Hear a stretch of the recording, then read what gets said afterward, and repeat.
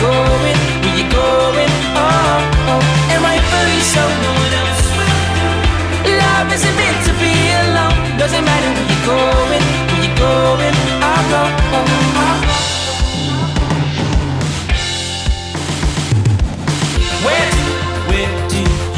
Where do you go, my dear? When you take trips out there, when you take trips out there, where do you go, my dear? When you take trips out here, who else is out here? And rightfully so. I don't wanna say goodbye out loud. Doesn't matter where you going, oh, oh, and rightfully so. Love isn't meant to be alone. Doesn't matter where you going, I'll go. And rightfully so, I'm trying to find you. I don't wanna say goodbye out loud. Doesn't matter where you going, oh, oh, and rightfully so. No one else will do. Love isn't meant to be alone. Doesn't matter where you going, I'll go.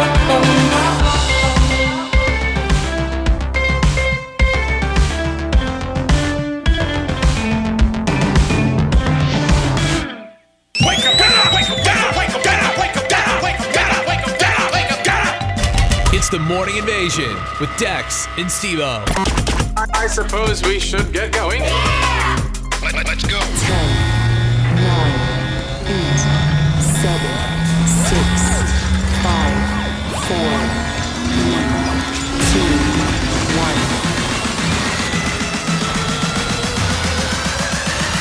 0.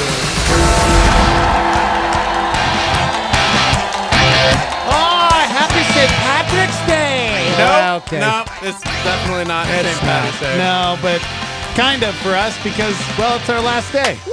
Yay! Guys! It's our It's Friday. the last show forever. We're gonna go away and never come back. We wrote that song. Guys, St. Patty's Day is on Saturday. What? Leprechauns, pots of gold, Guinness. Irish jigs. It's our last show. Doesn't matter. We got to call our girl Olive this We morning. do. We're gonna call Olive. Which I did not give her a heads up. Oh, golly gee. Okay. Did they say that in Ireland? Oh, golly They gee. say that in Wisconsin. Okay, you're right. Oh, golly. Oh, golly gee. Shout out to Johnny on YouTube Live, youtube.com/star88fm if you'd like to join us there. Also, Loretta and Liz chiming in already on Facebook this morning. Good morning, It's everybody. an early morning, I'm not going to lie. Yeah, Steve-O just got here with the Jeter boys. Yeah. What is happening? I don't know. What? Who's They that were behind more me? awake. They were more awake than I was. First of all, I had to prove that I have other children than Brody because Brody Yeah, I didn't even know you had steals two all the other glory. kids. That's crazy. Always. What are your names? I don't even know your names. My name is Luke. Yes. Okay. All My right. name is Jack. There you go. Luke and Jack, it's nice to meet you guys. Oh, I've never. shut I know shut Brody. up. I know Brody. I just don't Shut know your you mouth. Gosh. two. How does it make you feel that your dad spends more time with Brody than you two? Okay. Not sure that's 100% true. Oh, Yeah! okay.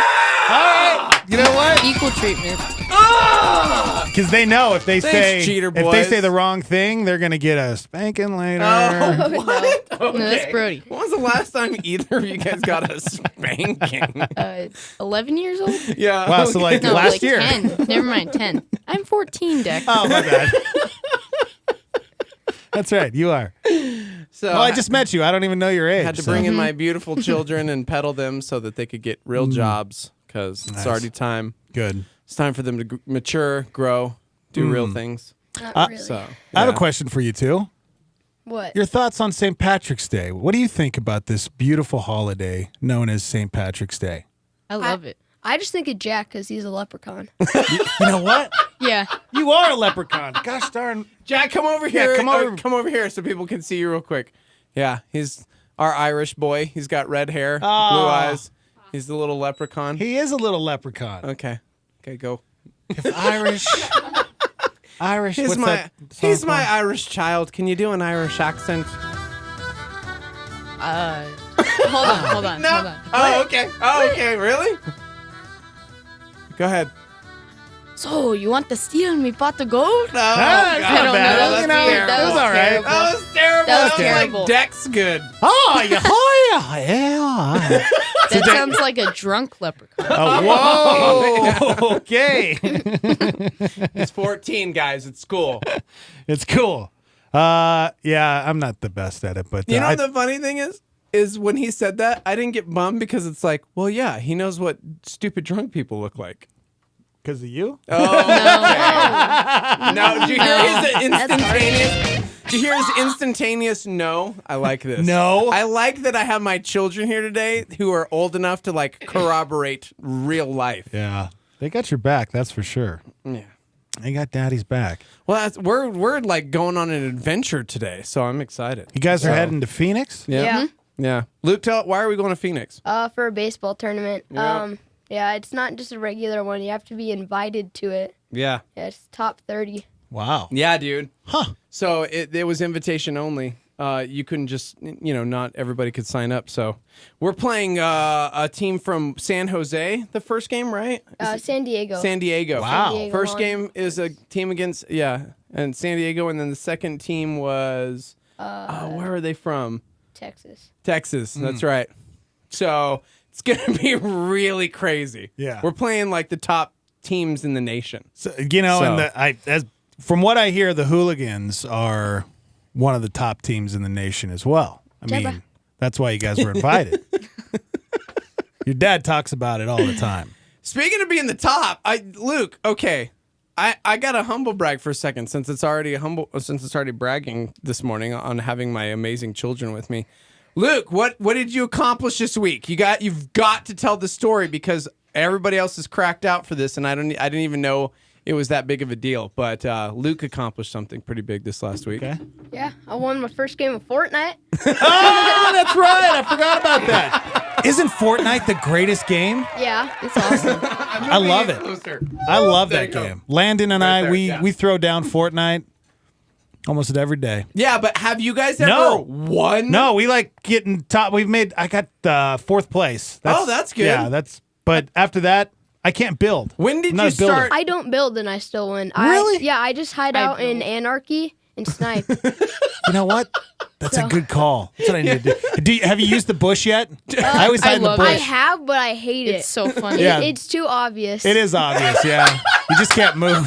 No, I know. no. You have to stick in one place and just Yeah. stay there. It's Because funny watching you guys run around and there's run like in you're in the this bush. giant bush, like everybody if can see you. Yeah, if anybody sees you, you're screwed. Yep, pretty much. Well, I mean, if you're still, they might not see you. Yeah, if you're starting to still, but rethink if you're this. moving. I'm starting to read. Yeah, remember game night with these two? That's true. Yeah. That's true. I Yeah. totally forgot. So I had no idea it was like this big deal. Okay, not everybody knows what Fortnite is. So explain to me what Fortnite is. Okay, so Fortnite's there's two types. There's Save the World, which you can buy for $30, but then there's Battle Royale, and there's 100 players in it, and the last one standing wins. It's like Okay. Hunger Games. Yeah. So it's just this online video game And you Yeah. go around and you that try to find everybody's weapons. crazy about right Yeah, now. but you don't just start out on the ground. You start out in like a bus, and you drop down on a parachute and go to your place. Yeah. Okay. It's like an island that everybody drops down into. Yeah, Okay. and then later on, storm forms, and if you're in the storm, it'll do damage to you the longer you're in it. So, like, yeah. See, Luke's like the cool kid. He's always like the calm, collected. Jack and I are very similar. Like Yeah. we get like anxious. Yeah. What's the best you've ever done? How far have you ever gotten? Me and my friend Solo Jack, Paul solo. that Okay. you met. Yeah. We got second place because Oh, okay. these people just. Yeah. Yeah. See, pretty look, good, man. you're like anxious on the radio. Who are you? Why are you being weird? I'm not being weird. I'm being sad because we got second place. Second place. So when did It's you not start? fun. When do you start freaking out? Like when do you guys like know 10. that you're top 10? Yeah. That's when it's like, oh, game like- on. Yeah, because everybody's really close together. I say top 5. Yeah. Okay. Oh, wow. I'm cool until it gets 5. The whole building thing is what Well, stresses me out. I Not, can't build. Not really. I know. Yeah, I can't. It's like. Yeah. So okay, it gets down to top 5, And you're thinking what? Like, because this, you won. Yeah. So everybody's probably already building. So I see a bunch of buildings. So I'll either start building there, like away from their tower, or like if there's a building nearby, I'll go in there. But most likely, you want to have a sniper if you're gonna build, because yeah. By the way, we're talking about Fortnite. yeah, I have no idea what's happening. Hey, you guys should YouTube. Do you guys watch YouTube videos of them Yeah. playing? they do. See, that's where I learn all my stuff. See, this is Not really. This weirds me out, this generation, because for both of them, like Luke loves the game of baseball. And so obviously like baseball is life, but I'll find him on an iPad just watching plays. Oh, yeah. Just watching baseball plays. Like, what do you normally research like when you're looking at YouTube videos? Like MLB top plays, best catcher plays, smartest catcher plays. Yeah, you're like Landon, except he does basketball instead of baseball. And so I'm always like, okay, you watch other people, but I mean, I guess that's how you learn. Yeah. Like we never had these things, so I'm Which like, is scary because not everything on YouTube is right, correct. lovely, Yeah, or or smart or Yeah. wise, and so you got to be diligent as parents, which is crazy. Yeah. Jack's like crazy into archery, Yeah. so we're gearing up for that. April 7th, I think, right, is the state tournament. Yeah. Yeah, gosh, Close to that. Close. That's awesome, man. April 7th, April 8th, I can't remember, something like that. But second place last year. Are you gonna let First him go? loser. Are you gonna let him go hunting and kill an Thanks. animal with the bow and arrow? Do you want to kill an animal? I really do. Yeah. I want to to. go hunt an elk or something? Where does that come from? I have told you Uncle this. Scotty. I know, much. but I mean, yeah, Uncle Scotty. You see, hear that Uncle Scotty. immediately. Uncle Uncle Scotty. Scotty. Uncle Scotty will we take want to you. kill things. Your dad and I have been talking about getting some permits and getting some tags and going hunting. We should take you boys. All right. That Okay. sounds really What cool. am I gonna do? Throw baseballs at him? That's great. That was awesome. Yes. Amazing. Pretty much, yeah. that's And then good. archery kid over here. He was actually first in the state championship until the very final heat, and one kid got 3 points better than him. So Oh, really? He's pretty good at archery. No kidding. I'm just like, I don't He's know a where natural. this comes from. Yeah. He's a natural. From God, obviously. So, but yeah. How did you even get into archery? 6th grade PE? PE. Yeah. Yeah. Yeah. 6th grade PE. Yep. You can pretend like I don't know everything about you because Okay. I'm your father. It's radio. You're like, yeah. Our sensei was teaching us how to shoot in archery, and he got 4 of us up, which was me and 3 other kids, and I shot a like kind of good group, which is when the arrows are like really close together, Yeah. and they were off to the right, and he said to close my left eye, and I did, and I hit really close to the center, and I kept doing it and doing it. So you're and pretty much a natural right out the gate. Dude, that's why they call him Lisa Yeah. Left Eye Lopez. So, Oh, That's your I don't archery name? even- No, no, man, that's your archery name, Lisa Left Eye Lopez. So, Speedy. Speedy? Speedy. That's you have an archery name that I didn't know about? That's cool. I'm the worst father. When did you get that? It's just been my nickname in archery. You're like 3 years. Why? Because Well, you 2 shoot years. so fast or what? Amazing. Green Arrow, Speedy, Oh. redhead. Yeah. He's like the it. Red Arrow. I thought you were the comic book nerd. That's true. Ah. That's so true. Love it. Gosh, I'm the worst. All right. Well, good morning, everybody. Hi.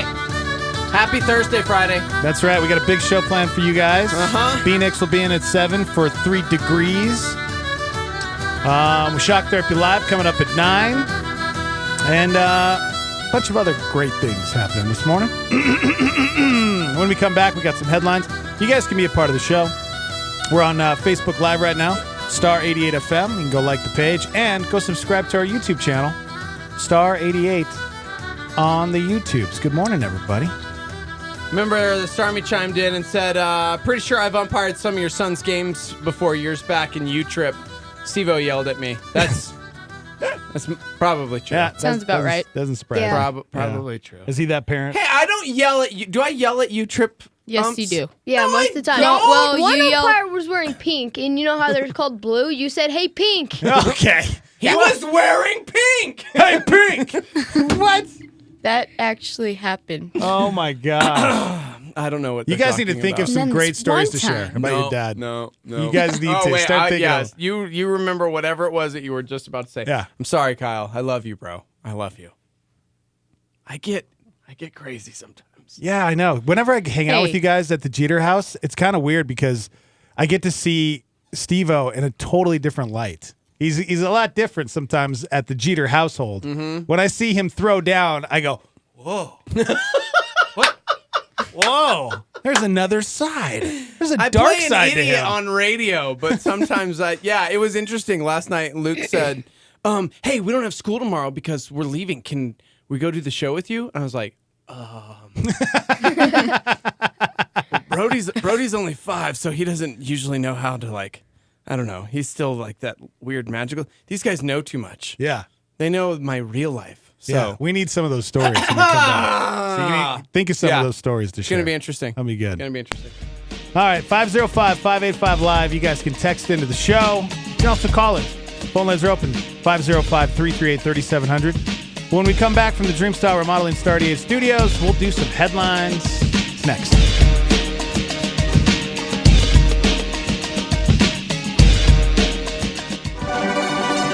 This is a fresh thought. Listen up to Levi Lusko. It's a spiritual sunburst. And yet, there are things about physical sunlight that God is like. God, like we said, isn't the sun, but he's like, in many ways, the sun that we actually have in terms of physical light. When Jesus said, I am the light of the world, the easiest thing to understand is the light that we have for our world. The sun gives us 3 things. The sun gives us life. The sun, secondly, gives us vision. And the sun, thirdly, gives us joy or happiness and well-being. Without the sun, you couldn't have any of those things. Take the sun away from us. We all die. It's over, friends. But even if the sun just stayed behind the clouds for too long, life in a place would not be possible because crops would die. That's why the plants and the trees and the flowers all grow stretching toward the sun. For more fresh thoughts, go to LeviLusko.com. Star 88. No man is excluded from calling upon God. The gate of salvation is set open unto all men. Neither is there any other thing which keeps us back from entering in. Only our unbelief. John Calvin with a Star 88 solar flare.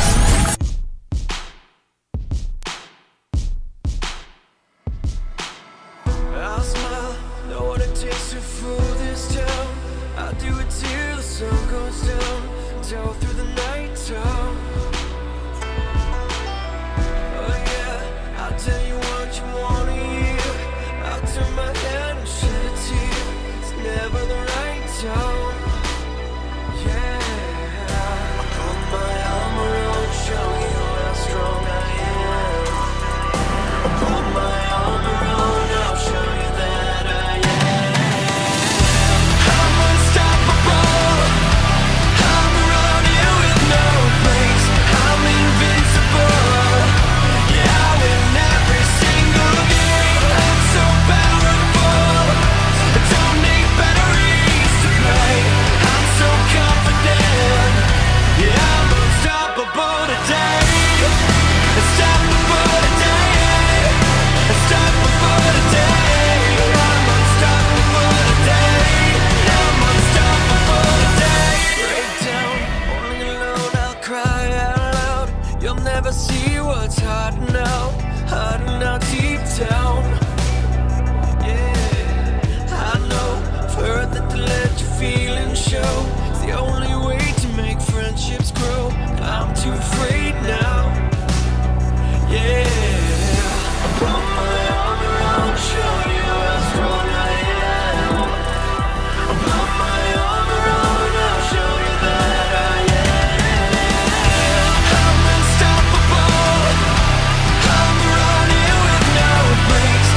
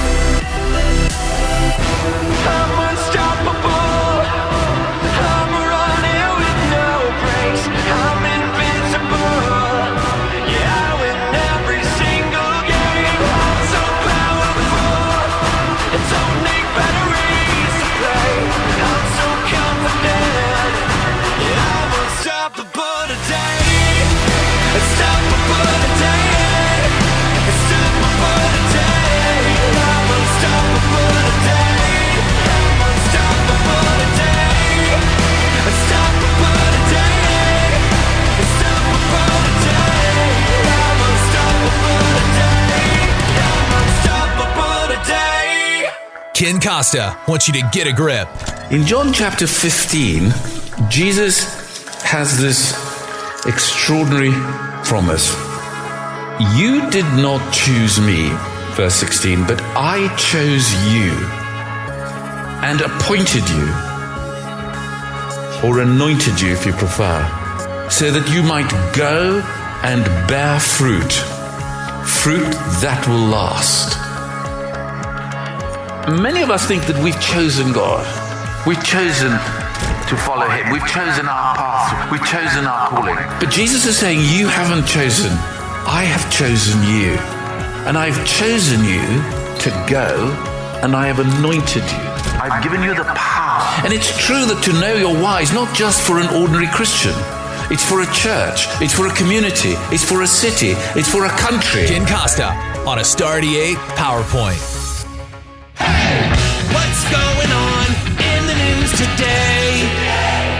Conservative TV and radio business commentator Larry Kudlow has accepted the job of White House National Economic Council Director. Accused school shooter Nicholas Cruz sat with his head bowed in a Fort Lauderdale court while a judge arraigned him on charges that he killed 17 people in a Florida school. Hundreds of thousands of students left their classrooms to demand action on gun control. British Prime Minister Theresa May now says Russia is guilty of attempted murder and the poisoning of a former spy. There's been an avalanche on the north side of Mount Mansfield, the highest peak in Vermont. Walmart is currently offering grocery delivery in 6 cities. Its delivery costs $9.95, and there's a $30 minimum. A former Equifax executive now facing insider trading charges. A transgender woman from Portland, Oregon, suing Tinder, claiming the dating app deleted her account hours after she updated her profile to show she identified as transgender. A 31-year-old musher from Norway is the 2018 Iditarod Trail sled dog race winner.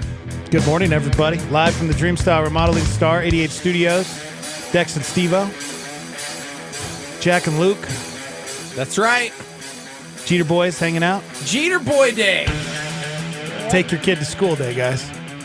You mean work? Oh, yeah, work. Sorry. Because if I took him to school, they wouldn't be here. Am I right? Am I right? Yeah, good morning, everybody. You can watch the show on Facebook. Star 88 FM, also YouTube. Go subscribe to our channel. You can watch the show. Thank you so much for tuning in. You guys can text into the show 505-585-LIVE. And remember, you guys can always call the live line and leave voicemails. Next message. I'm so excited to call in. I love your station. Albuquerque's got a great station with 2 of the best morning hosts in Albuquerque. That's awesome. Yeah. I love Steve-O and Mitch in the morning. Static radio. What? Really? It's okay, Dennis. Steve-O and Mitch? Who's Mitch? How long ago was that? That was like 10 years ago. Okay. I mean, yeah, a couple years ago? I don't know. Something like that. Yeah, you guys can call the live line number, 505-585-LIVE, and say whatever you want. I mean, you guys do anyway, so go ahead. How's the station impacted your life? It's our St. Patty's Day here on the show. We got to call Olive in Ireland because tomorrow we're not going to be here. And St. Patty's Day is on Saturday. The corned beef and cabbage will be flowing. You guys like corned beef and cabbage? No. Never tried it. No. Well, I have tried cabbage. Yeah? But not corn. Oh, I love corned beef and cabbage. Good morning. Welcome, Star. Hello. Hi. How are you guys? Doing good. What's up? Do you know what today is? It is Thursday, my dudes. Mm-mm. And guess what the date is? Come on, Steve-O. You should know who this is. It's 3:15. 3/15/92 was Britt Romney's birth date. Oh, no, Seth! Yes. What year was she born? Wow. I don't want to hear that ever again. I can't give away that information without getting in trouble, so I'm not going to say anything. Because you'll go to jail or what? I don't understand. Yeah. Well, I want it to be a good day, and starting it off that way would not end in a good day. That's a good call. Britt Romney, she's the president of our Facebook Live Club, and Hey today guys, is her it's birthday. Britt. We really need we're going to need to call her. We got the Jeter boys in here, Yeah, so you maybe do. we can sing to her. Well, yeah. What's up, Jack and Luke? How are you guys? Hey, Seth. What's up? How you guys doing? Good. Dude. Good. You guys are up early, man. Holy Yeah. They beat me. They beat me this morning. So Yeah, Steve-O, I texted him at like, what, 5:40? I don't know what you're talking about. Are you coming to work? I cannot confirm. And then I or get a deny. text back saying, oh my gosh, I just woke up. Yeah. Oh, well, hey, well, at least they're on top of it. Someone's got to be on top of it. Good job, I guys. know. Jeter boys, they keep me in line. That's right. The elders, They run that they house. keep me and Brody in line. Mm-hmm. So Yeah. too much foolishness. Someone has to. Yeah, this is true. Well, all right, guys. Well, I just wanted to call and say hi and Hey, tell you that it's Britt's birthday. All right, So- Seth, before you leave, you're coming in next week, right? To plug something? Yes. Well, go ahead and I plug do. what's Yeah, you going gotta on. talk. This is a huge deal, man. Yeah. I love that this is happening. Yeah, me too. I'm excited, and we still need to figure out the details because Brittany was like, I don't want you to go in without me. So I need to talk to you guys about a good day, but definitely next week. So Well, go ahead. Give the details for everybody. You gotta share with everybody what's going on in your world. Okay, well, we are starting a youth group at a church down in the South Valley called Western Heights, and it's going to be happening. It's going to be called Radiate, first of all, and it's going to be happening every Friday night at 6:30 p.m. So if you have kids from the ages of 12 to 18 or 6th grade through 12th grade, bring them on by, and we're just going to be hanging out. We're going to be diving into the Word about how we got the Bible, where it comes from, who wrote it, why they wrote it, and then we're going to be heading to Dion's after to hang out and to get to know one another. So it's going to be a fun time, and I think the Lord's going to be doing some cool things, and I'm really excited about it. So very proud That's of you awesome, man. guys. That's really cool. So very proud Yeah. of you guys. Thanks, I'm guys. stoked Yeah. on that. That's so cool, man. Right on. So cool. Well, we'll talk to you more about it next It'll week. be fun. Yeah, man. Sounds good, fellas. You All guys right. have a good day, all right? We'll see you, man. All right, later. Seth. Later. Those McVeys. Yeah. Good people right there. Hey guys, it's Britt. Love the McVeys, dude. Yep. So, good right. people. Hey, coming up at 7, we got Brian Nixon joining us for the hour. 3 degrees. One more quick thing, man. Speaking about, because I got my Jeter boys in here. My sons, Jack and Luke, they're 14 and 12 years old. Seth's dad, shout out to Mike McVeigh, big part of the men's ministry here at Calvary for years. That's how I met him, was through Challenge Men here on the Calvary campus. He raised up a really incredible young man. Yeah. And that young man is now like, first of all, he's building bridges. He's an engineer. He's amazing. And now he's also going to be doing youth ministry in our city. And anytime something cool like that happens in our community, it's like, yes, good job. Because it started, for me anyways, it started with Mike McVeigh, his father, just being just a really good man. Yeah. And so I love that. I love that, seeing like that next generation. I love, Seth and I, we bond so well because we both have CTE. We have brain injuries because we both played football. Okay, he played real football. He did. He in played the college football. He did up in in, like, Montana. Montana? Yeah, Yeah. he played at Carroll College in Montana. I think Man. is that right? Carroll Yeah. College. Man. Love Thebe you. says, Love you happy guys. Indian Taco and Cold Stone Day, President Britt. A lot of people chiming in to wish her happy birthday. We'll have to call her. We'll call her. Yeah, let me see if I'll squeeze it in here. I don't know if we got time. It's but, Britt Romney's birthday, I okay? mean, She's we'll figure it out. yeah. Hey guys, it's Britt. So, oh man, we're getting questions on the live line coming in, asking questions of my children. Oh, like they don't even care about us today. Jack, where do you shoot archery at? Where do I shoot? Like practice? Yeah, Or that's what they want to know. They said hit or miss or the archery shot, but it's really neither. It's at the dojo. At my sensei's dojo. That's right. So He goes to Ames, the Albuquerque Institute of Math and Science, because my kids are smarter than me already. If somebody ever asks you that question again, Jack, say in the forest. Duh. Just see how they react. Oh, yeah. That's right, yeah. Of course. In the forest, right? yeah. Okay, Jeter boys. There's some new trends coming down the pipe, and I'm gonna school you boys on what not to do. Okay, when I met your mother and I knew she was the one, what did I do? asked her to marry me. Oh, Okay, that's you weren't born yet. You weren't Yeah. born yet because that's not how it works. So, yeah. Instead of engagement rings, women are now asking for diamond implants in their skin. Oh, no. Okay, no. guys, come look at this picture. Look at this. Oh, Look at that. no! Oh. Look at that. You guys have to Google this. They are forever. Diamonds are forever. Okay, so they're asking to have the diamond actually implanted into their ring finger. I'm not joking, guys. This is the new trend. There's some ups and downs. Ups and downs. What? You'll never lose it? You'll never take it off? You'll never lose it. You'll never touch me with that hand again? No, well, yeah. I think mean, it's beautiful. Looks disgusting. Oh, it looks. Oh, get that picture off the computer. I think I have the jingle for it. You guys have to Google this. This is good. Why wear it? Oh my God! My ears. They stab it right into your finger. Okay. Oh, I mean, you know, wearing a beautiful, classy engagement ring is so old That's not a school, ring. right? I know. Why do that when you can disfigure yourself by jamming the diamond into a bloody hole in your hand? I'm not making this up, guys. This is the latest new trend. So would you call that a piercing? Yeah, That's what I would. Yeah, that's what I kind of. They're having the diamond implanted directly into the skin on the ring finger. The diamond is held in place with something called a dermal anchor, which is a little hook that is implanted underneath the skin. Yes. And it hurts Ow. like you wouldn't believe. Yes. To have one put in, there's also some potential health risks. Your cells can reject the anchor, and it can lead to permanent scarring, tissue damage.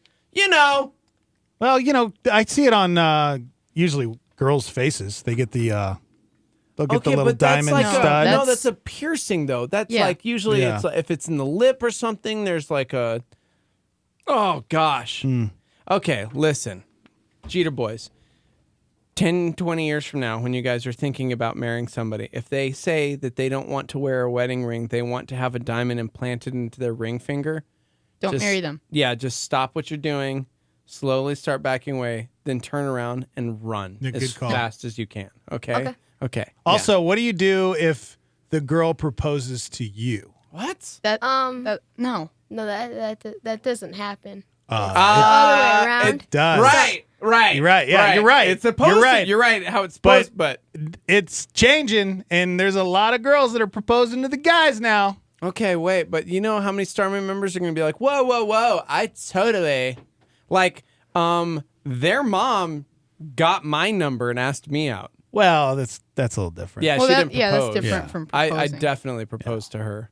So, yeah. Think that's going to change in the next 10 years? We'll see that change even more, where you're going to see the women proposing to men. Because it's happening now more and more. I don't know, because our culture is so very, very sensitive. I kind of want to talk about this. Obviously, our Jeter boys in here are unkissed.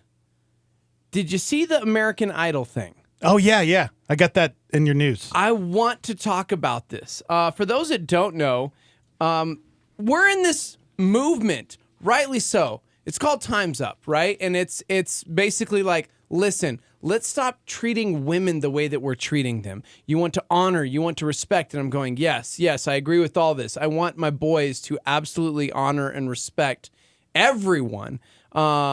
These guys are 12 and 14. They're not dating. They're not doing anything stupid like that. Because what's the point? You're 12 and 14. Well, there's a dude on American Idol who is 19 years old. He had never kissed anyone in his entire life. And he went on American Idol to audition. We have the audio. No, I've never been in a relationship. Really? I can't kiss a girl without being in a relationship. Come here, buddy. No, wait, hold on. Come here. Come on. Come here right now. You can't. Come here right now. Come here. Stop. What, on the cheek? Mm-hmm. You didn't even make the smush sound. Right. Okay. Let me start over. Okay. Poor guy doesn't know how to kiss.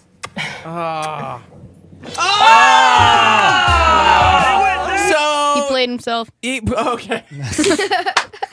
He played himself? Yep. Okay, but did you see that temptation? Did you see that? I'm so glad you're in here for this. This is like parenting I wouldn't 101. have done that. Right, exactly. He had this conviction that he was never going to kiss anyone.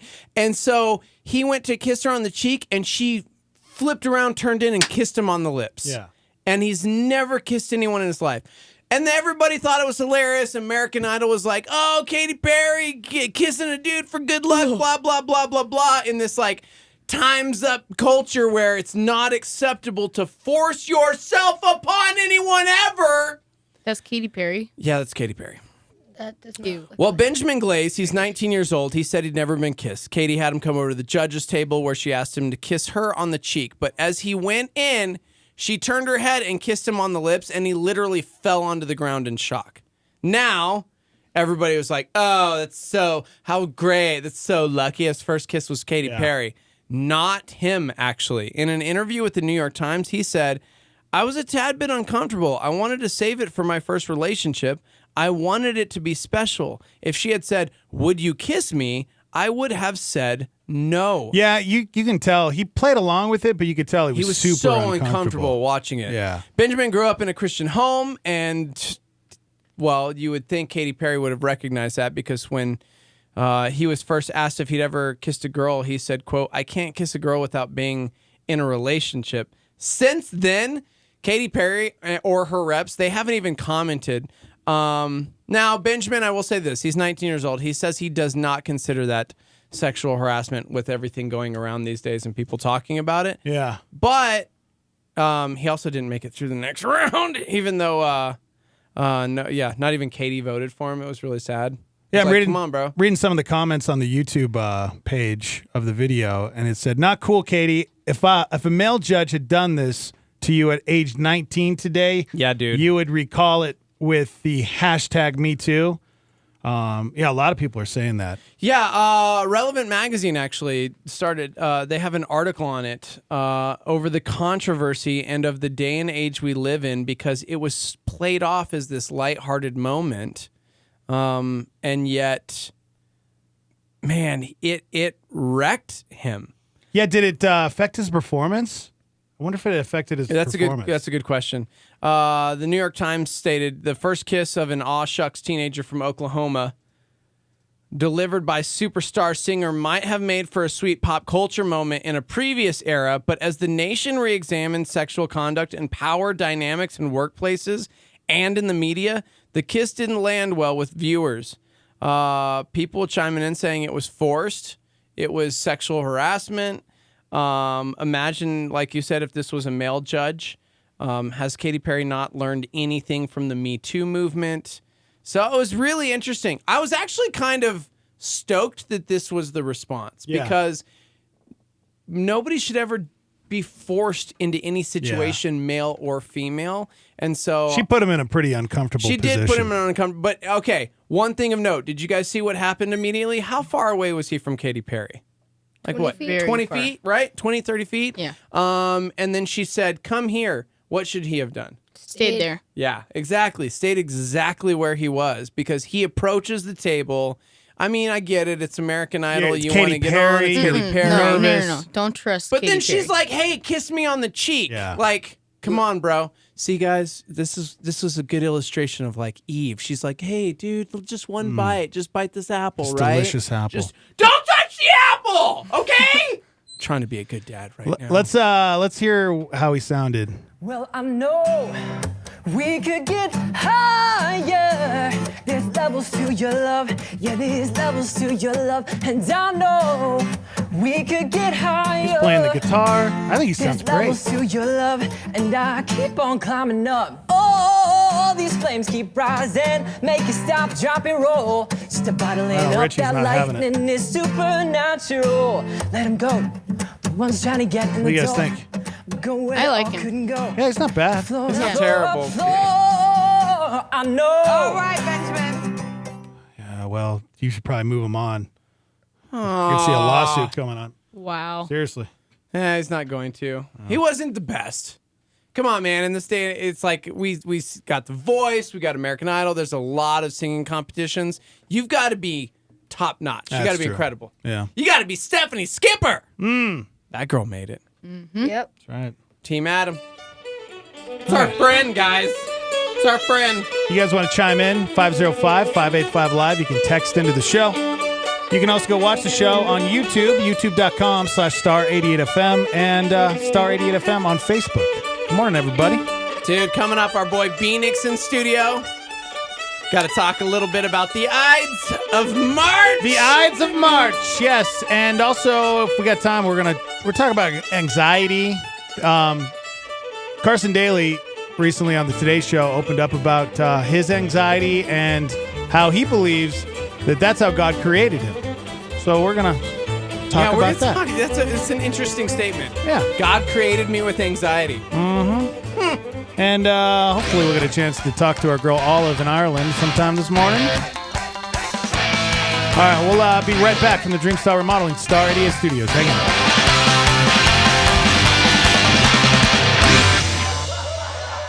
Tony Evans. This is a Star 88 Supernova.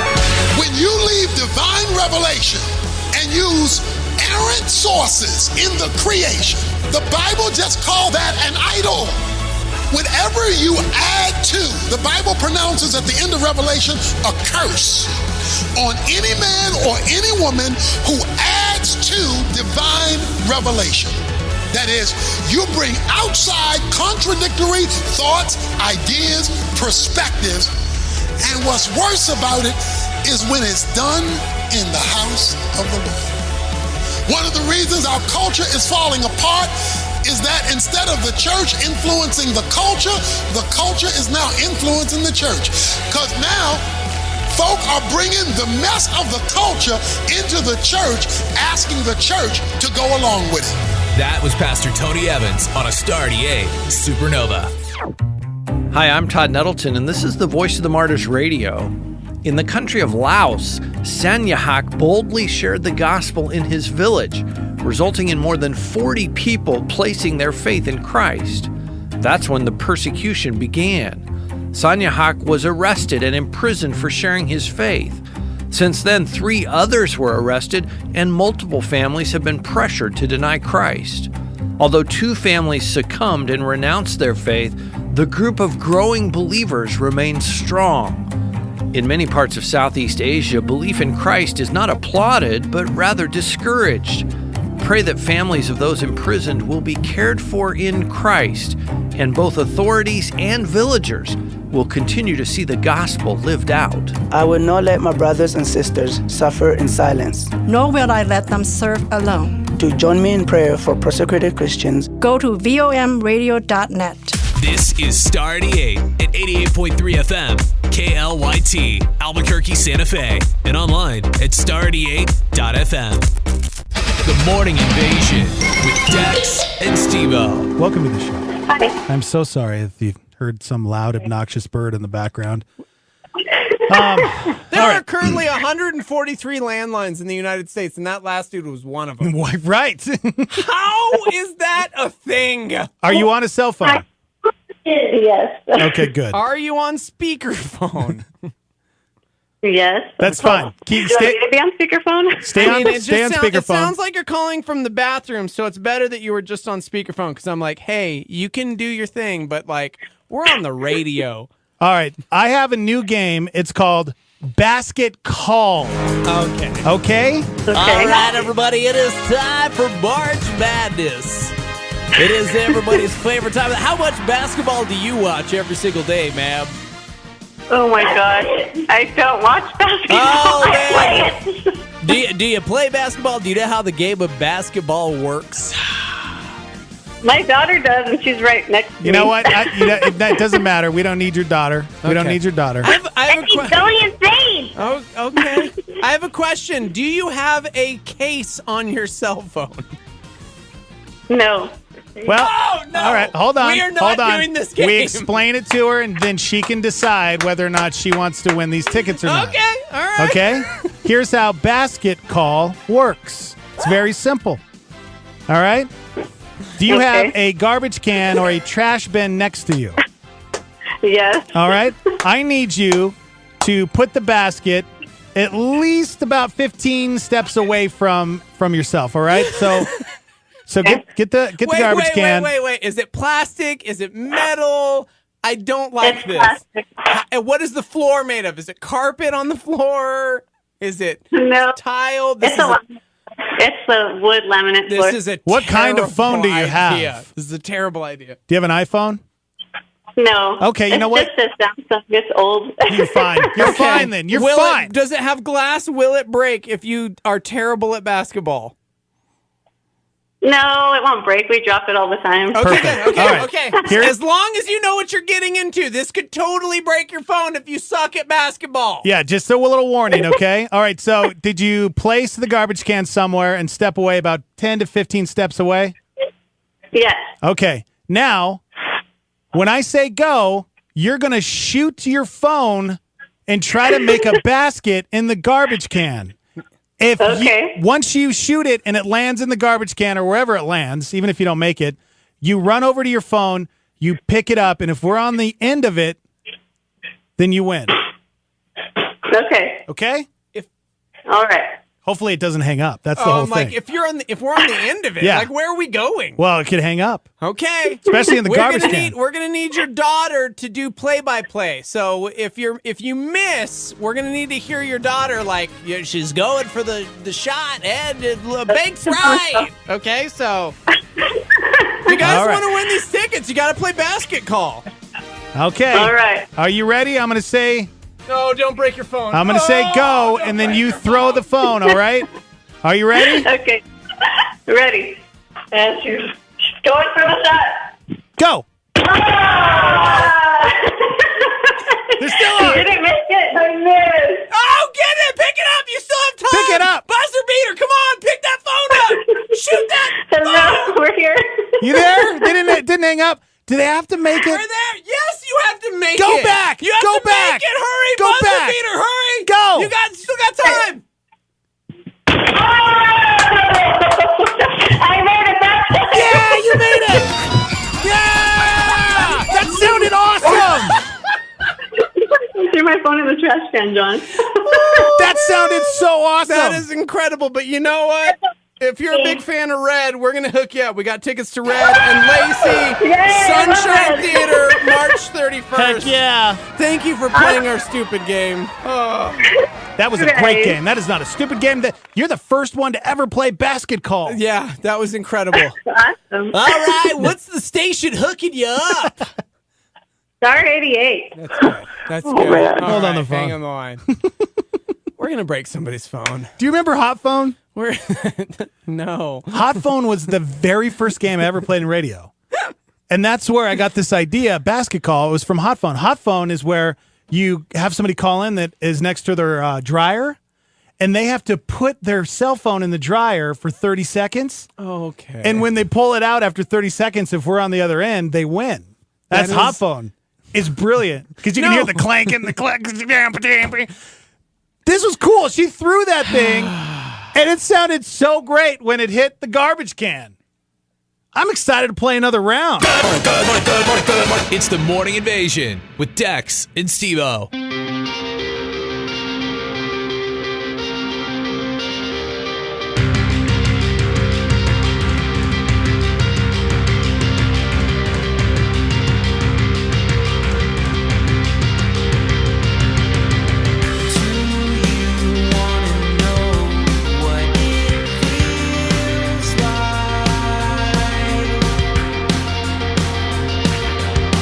It's not pretty, oh, but you might like her side. I've heard everything that you wanna know. I've heard it all. If you wanna know me, well, here I am.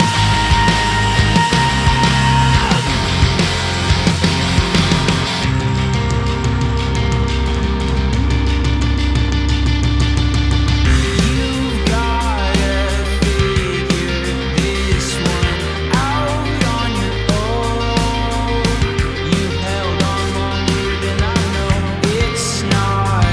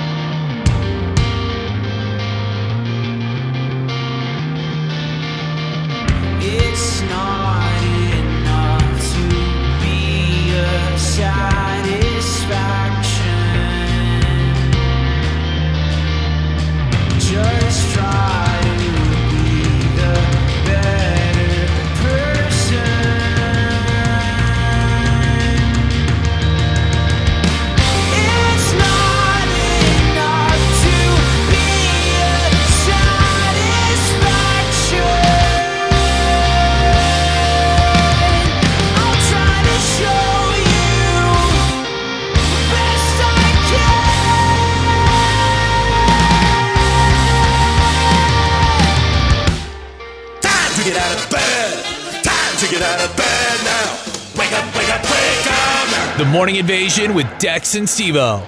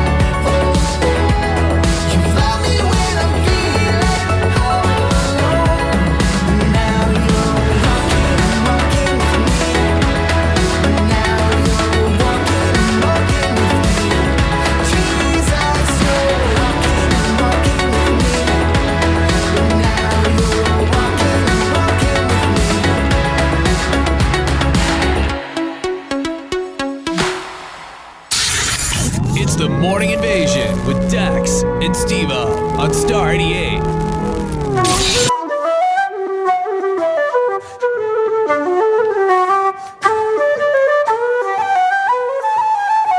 Welcoming to the Morning Invasion, Brian Nixon. Dex, Steve-O. And you know, I like that you changed up the music to fit the spirit of the season. Instead of using our, local sound, you kind of went Irish. It's nice. Oh, yes, it's our last show of the week, so we decided to do a little St. Patty's Day for you. Some corned beef and cabbage in the studio. Ah, yes. You do know I absolutely love traditional Irish music, right? Oh, I would imagine. And it's our family's tradition to get a new traditional Irish CD every year around St. Patrick's. So, yeah, I bought mine already. Did you? Yeah. You like the bagpipes? Well, bagpipes are Scottish. The Irish pipes are called Uilleann pipes, yeah. What? Don't the Irish use them too? Yeah, they're called Uilleann pipes. Oh, gosh. I feel lied to. What is happening? Seriously? Totally different, dude. Are you being funny right now? Bagpipes, oh my gosh. Bagpipes you stand up and you He knows what a bagpipe is. Yeah, I know what it is. I knew it was Scottish, but I also thought it was an Irish thing as well. The Irish are called Uilleann pipes. What? Yeah. Is it this look the same? No, Is it- they're what? played a little bit differently. You with Uilleann, you're not blowing into anything. You're pumping and such. So, yeah, Uilleann pipes conceptually they're the same makeup, but they are different a little bit in tone. A lot of people like Uilleann pipes better because they're not as brash, they're not as high pitched. That looks dumb. Trebly. They have a more natural, smooth sound to them. There you go. That's Uilleann pipes. Okay. I feel so lied to. Why does all my Irish music have bagpipes in it? Well, because I think for your average person, they don't know the difference. Okay, And so for them, bagpipes are like, oh, that's got to be Irish, but bagpipes are Scottish. Mm-hmm. And as I said, the Irish have the Uilleann pipes. So then this is probably a Uilleann pipe. No, that right there. Can you hear from that's a bagpipe. Like, yeah. The high-pitched, brash. Whereas Uilleann, if you put that back on, you hear it's smoother. It has a more mellow.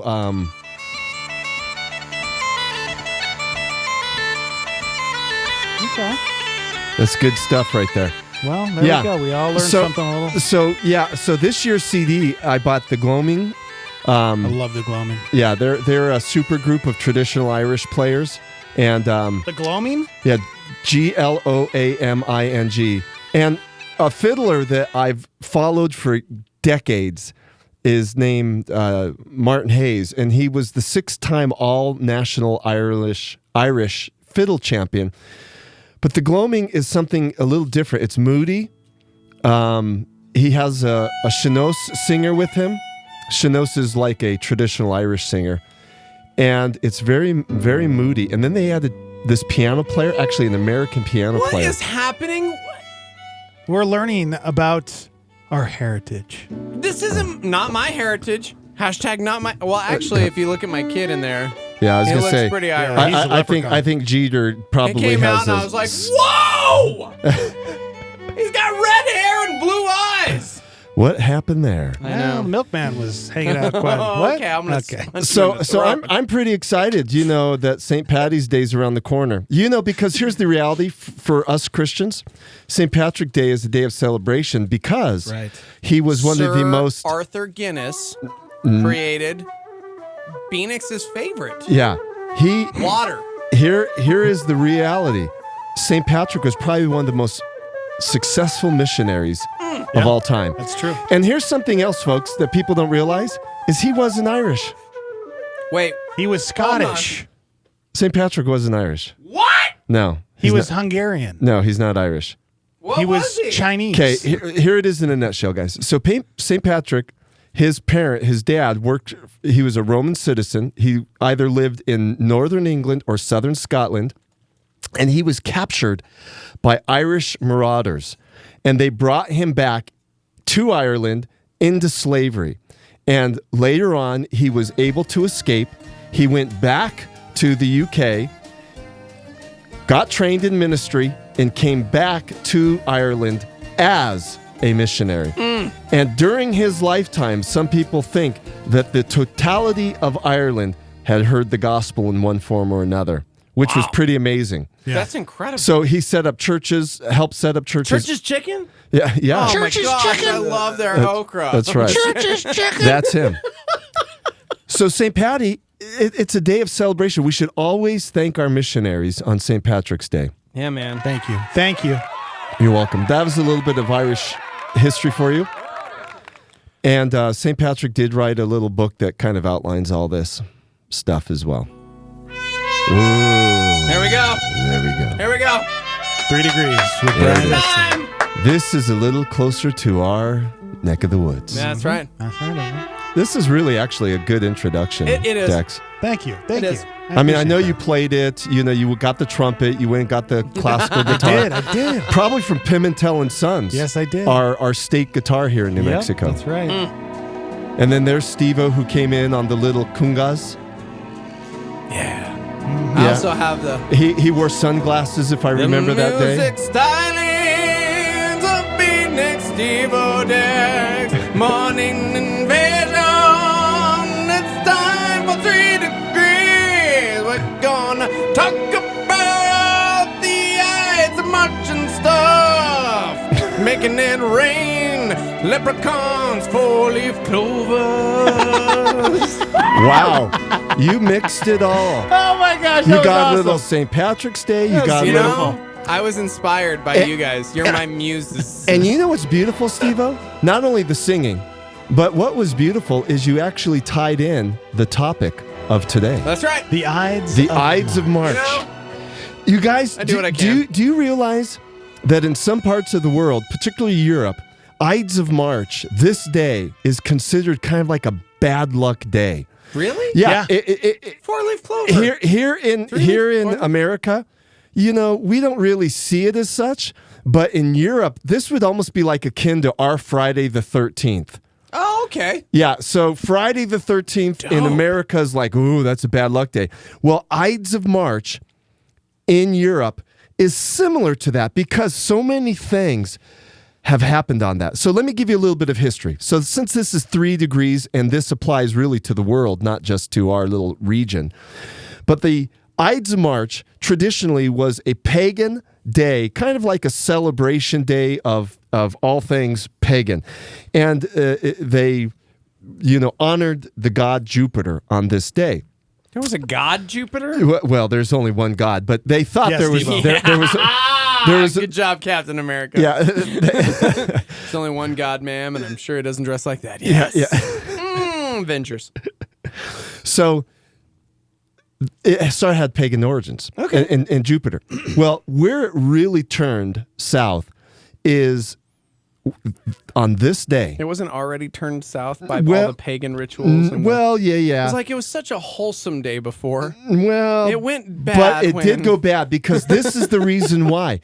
It's like it would be like Saturn here got in jealous. America if we on Christmas Day did something hideous. Oh, okay. And this is what happened in ancient Rome. Okay. So on this day in 44 BC was the day they killed Julius Caesar. Whoa! Yeah. What? Yep. Wait, that's not even the right origin of. Yeah. I know. So this is the day where they called Julius off to a side room and they stabbed him to death. Oh my gosh. And of course, Shakespeare and others, took this. It's exactly right. And so Julius Caesar was only 55. And some people transition this from the age of the Republic in ancient Rome to more akin to like a dictatorship in ancient Rome. So it really became in broad Europe as a bad luck day because Julius Caesar was stabbed to death on this day in 44 BC. Wow. Dang, dude.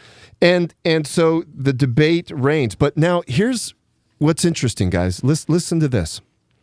Since that time, on this very day, in 360, there was a raid in southern England where there was a 48-hour spree of rape, pillage, and murder. Okay. And it was one of the most vicious attacks in England at the time. Wow. Gosh. And then on this day in 1889, a cyclone wrecks warships, 3 U.S., 3 German, during this, encampment and destroys all the forces and kills a lot of people. On this day in 1917, Tsar Nicholas II abdicates his throne and ending a 304-year royal dynasty and ushering in communism. Wow. On this day in 1939, Germany started their blitzkrieg into Czechoslovakia. On this day in 1941 was the great blizzard of the Great Plains where multiple, not hundreds, but dozens of people died of freezing to death.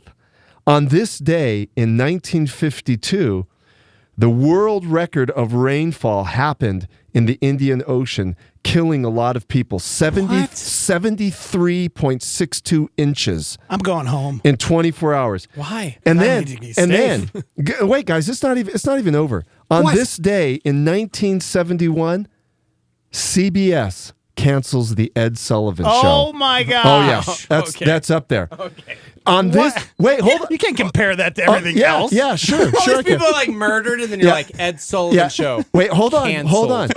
On this day in 1988, NASA reported that the ozone layer was disappearing. Oh Yeah. my gosh. On this day in 2003, China announced the SARS virus. Oh. Guys, and let me even go Keep back. going. Keep going. You ready for this? Yeah. On this day in 1966, the Watts riots in LA commenced. What? On this day in 1991, 4 police were charged in the Rodney King beating. What? Yeah. Yeah. On this, and then Ides of March be crazy. and then get this. And then this. For our poor Native American friends. I mean, the people we love and adore in our region, all our Pueblo tribes, all our Navajo friends, all our Apache, all the Athabascan speakers, all the Pueblo things.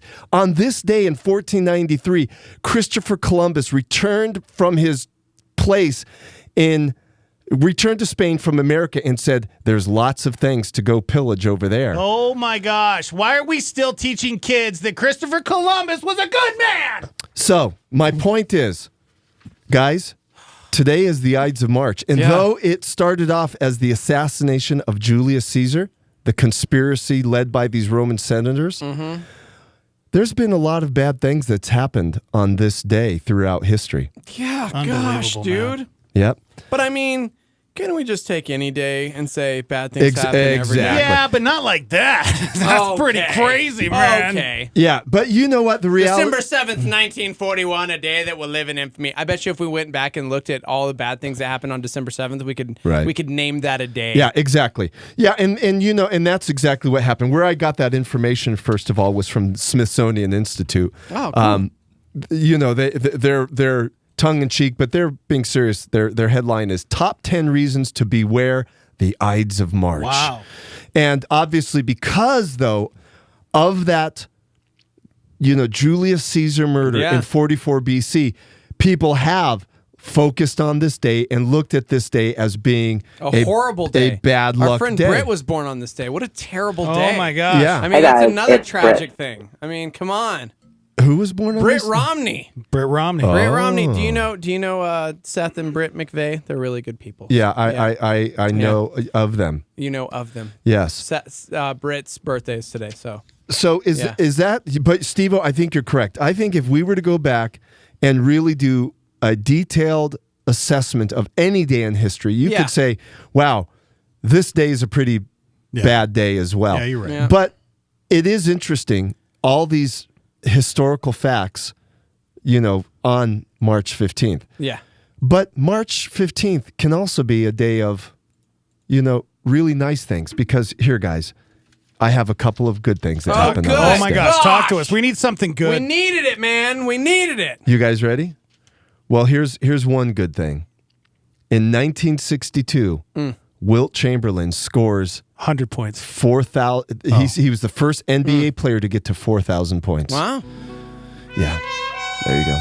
Still not the same type of music you needed for that. I know. Here's the thing, and I use this as a transition because Steve-O, you're a sports guy. Dex, you like sports. Yeah, a little bit. bro. Okay, so here's the thing. Man. Here's the thing. Yeah. We're talking yesterday over at the school, and we're determining who's the greatest basketball player of all time.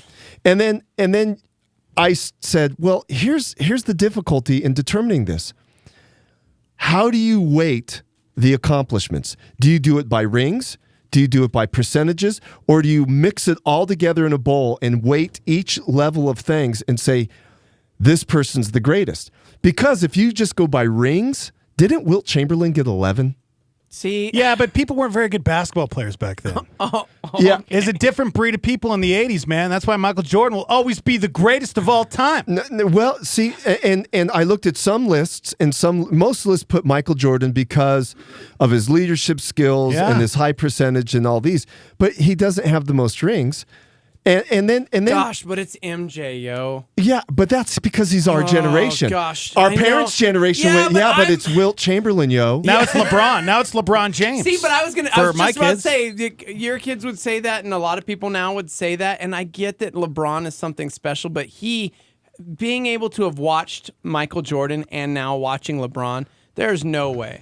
Right. I LeBron totally is agree. not even on that level. Not even same caliber. Not at all on the same There was caliber. something magical about watching Michael No, Jordan. that was Magic Johnson. That was the Lakers. Oh. Yeah, Darn that's it. different. My bad. But that's why I think back in Jordan's time, there were so many superstars. Yeah. I could name off 20 superstars right now. Okay, well, during Jordan's time. So in this room, and we've got to get our listeners to chime in on this because this is important discussion. We had to leave all the depression of Ides of March. Yeah. And we got to get to something because on this day, Wilt Chamberlain was the first NBA player to score 4,000 points. I like that we started with murder and pillaging, and we ended with that's Wilt that's Chamberlain. exactly. That's good. We need something happening. good. But That's right. here's the thing. You guys are saying Michael Jordan. I'm saying that's probably right as well. But let's switch to a different sport. Like let's just say golf. Who's the best Tiger golfer? Woods. Wait, but Wait, why? he hasn't won That's the the only most. one I was can going name. to say Jack Arnold Nicholson. Palmer or Jack Nicklaus. Jack Nicklaus Yes. has won more. No, Yes. Nicholson. man. And then look at this, guys. Look at this. Let's take golf. So Jack Why? Nicklaus. Let's take golf out of here. No, but Nobody wait, cares about golf. comparing, like you said, old school and so on and so Yes. forth.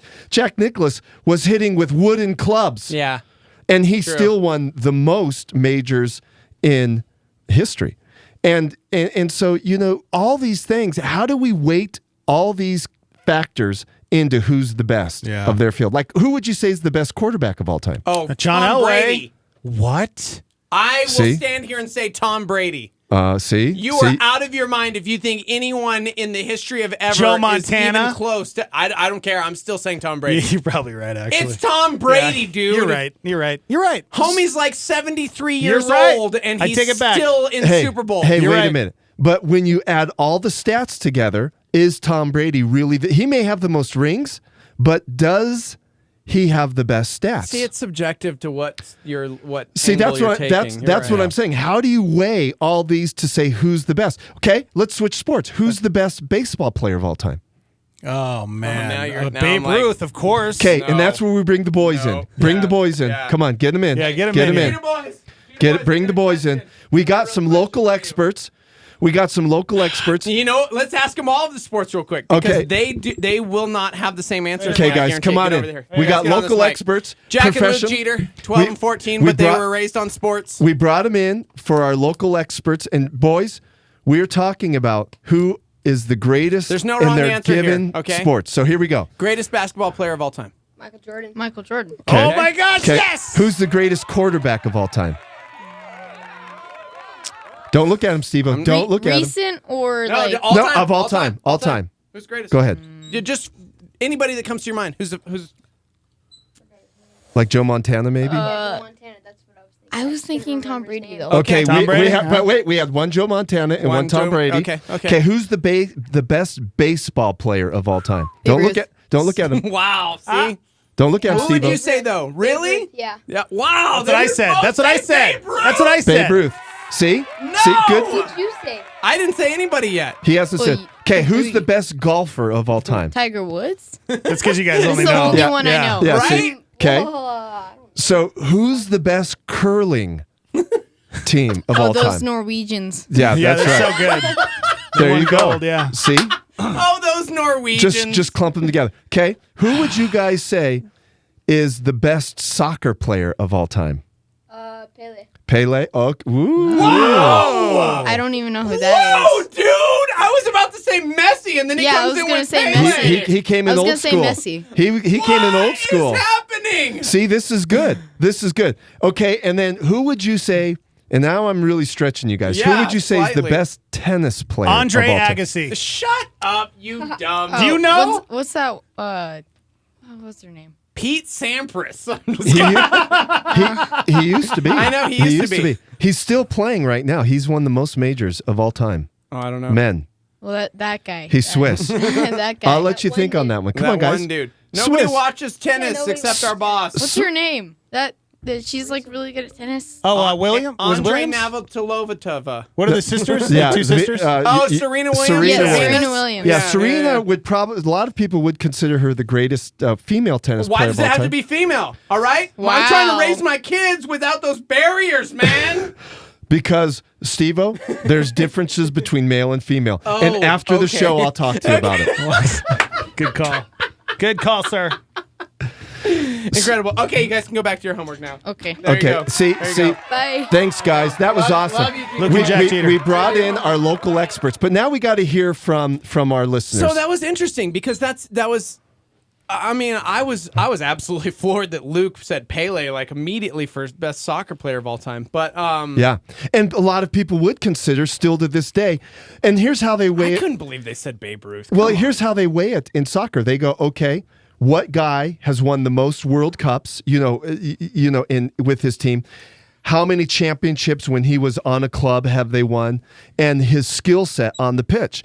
All of these things are factored in statistically in to say this is the greatest player of all time. But here's the thing: does that make them the greatest player of all time? Because if you win championships, that also means that it takes more than one human being to win a championship. When you come to, when it talks about when you're speaking football or baseball or basketball, it's this team effort, it's the coaching, it's the everything, and so it's okay. So you couldn't necessarily say it's just based upon championships. Okay, good. Right? So then who would you say, why did you pick Tom Brady for best quarterback? Oh my gosh, look at his stat. Well, yes, championships, but look at everything else he's accomplished. But doesn't Like, Peyton Manning have better stats in certain areas than Tom Brady? certain areas, but I would say that Tom Brady kept playing because he didn't get injured. I will say right now, if you ask me who I would pick as the greatest baseball player of all time, they're going to say Babe Ruth, but I'll tell you, if he weren't so injury prone, it would have been King Griffey Jr. He would have broken the home run record. Yeah. He would have, but Was he on steroids? Injury. No, he was not. Okay, good. And that's Good for you, the other Ken. thing. King Griffey Jr. to me was Because oh, gosh. see, that's the other thing is like all these great players. Let's say in the But that's 80s, a what if, 'cause he you never- have Barry Bonds, you have Mark McGuire, and all these guys were fabulous. But then you find out, oh, they were all on steroids, and so it kind of it's like, oh, that's cheating. So, who do you say is the best baseball player of all time? Well, Dex? I said Babe Ruth just because when I think of baseball, I think most people would think he's like the Michael Jordan of baseball. He's the name. See, but then like somebody mentioned Cal Ripken Jr. and I was like, that was my first Major League Baseball game was the Orioles and the Angels, and I got to see Cal Ripken Jr. and it was one of the most. Dude, he has like an unbeatable record of games played consecutively. We're talking like 2,000 something games without missing a game. Like So he's the Iron Man. I wonder though who. Gosh. Again, let's go back to stats. Who has the best overall stats? So percentage of hitting, Okay, because if we're talking RBIs, hitting, then I'm going to say Ted Williams. Like there's different, or you could say Ty Cobb. There's so many. So different, when you take all these stats, mixed with home runs, RBIs, these things, who stats alone, who comes to the top? I'm curious. I don't know. Here's the question I have. Let's say you took Babe Ruth and you could put him into baseball now. Right.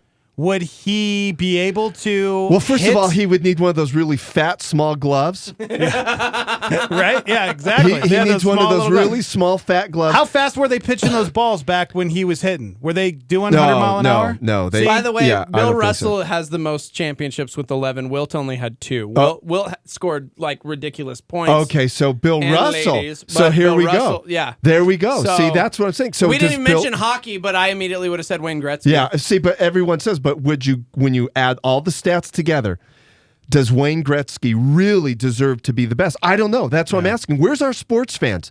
I mean, this Somebody is like... said, "Oh, dude, are you kidding me? The live line is going insane right now." Okay, So, good. Let's... somebody said we need to understand there's a very big difference between your favorite player and Thank the you. greatest Thank you. player. Wait, who is that? Who is that? I don't know. Remember the Stormy? Whoever said that That's what I'm getting at. We can't just say our favorite or who's well known. Let's look at the actual data before us. Yeah.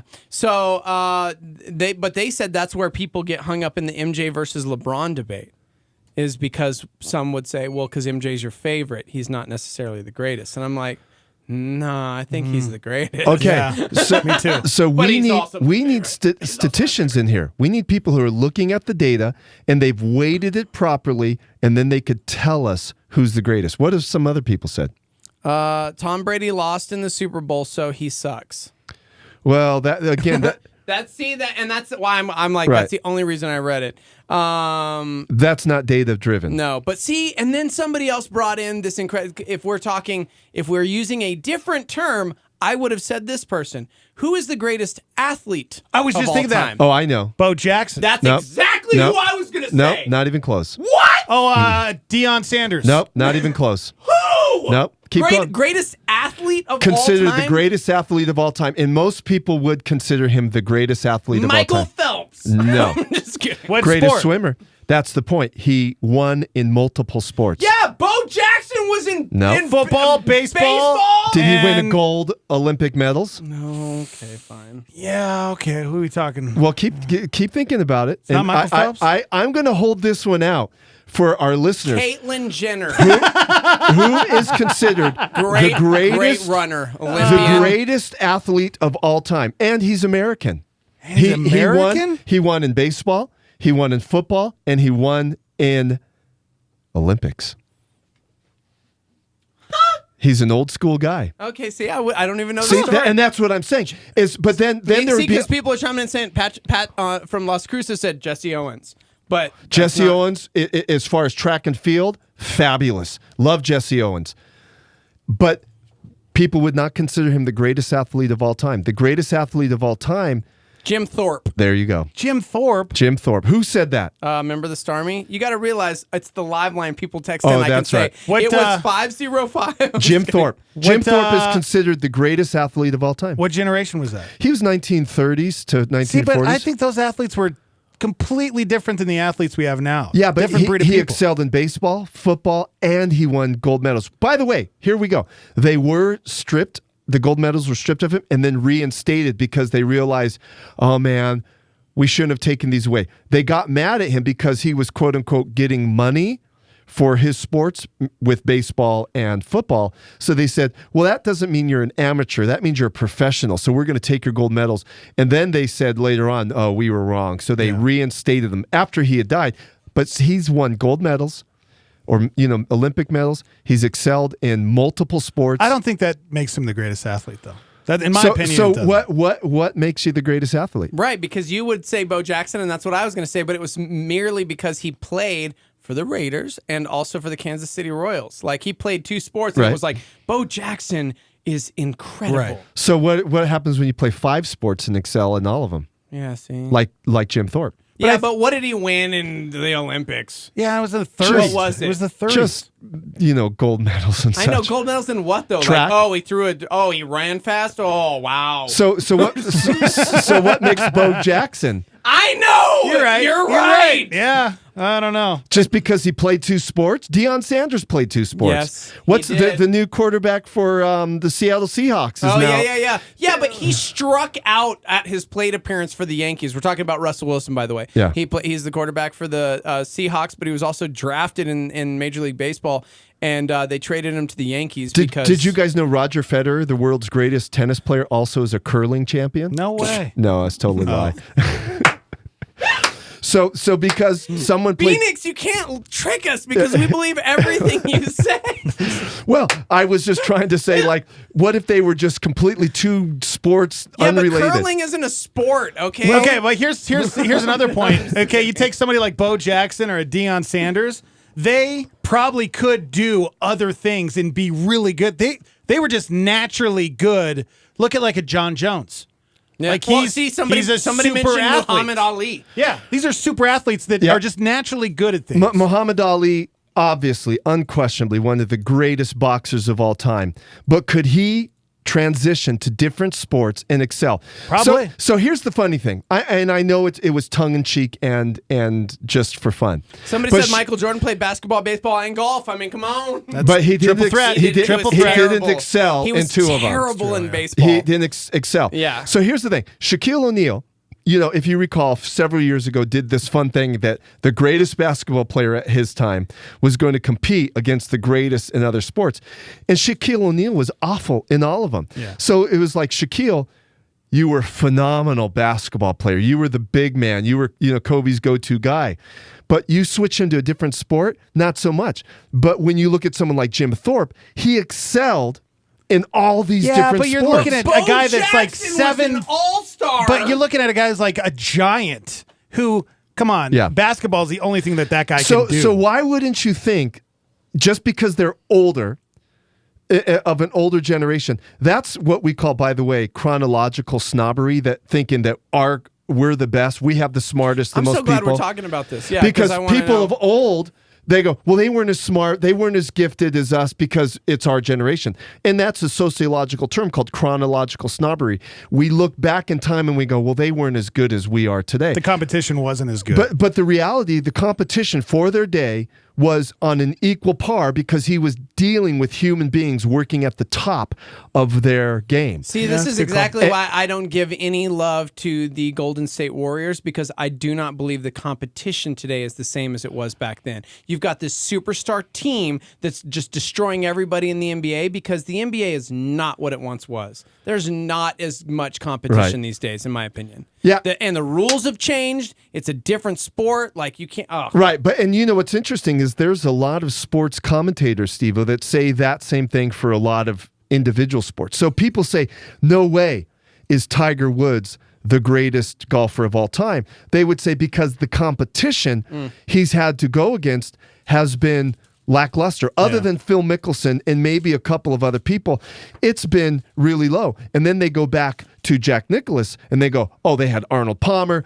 and the list goes on and on and on of great players. And they said Jack Nicklaus rose to the top, still has the most majors, playing with wooden clubs, and still beat a group of people that was amazing.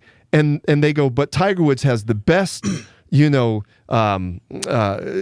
gear imaginable. Yeah. He has a lesser field, so of course, he's going to do good. He's Now sponsored again, by Nike, those expensive clubs. and this is not belittling what Tiger Woods did. No, I mean, obviously a fabulous golfer, but that's why I'm saying it's almost subjective, and that's where we got to let the data, to the best of our ability, let the data lead.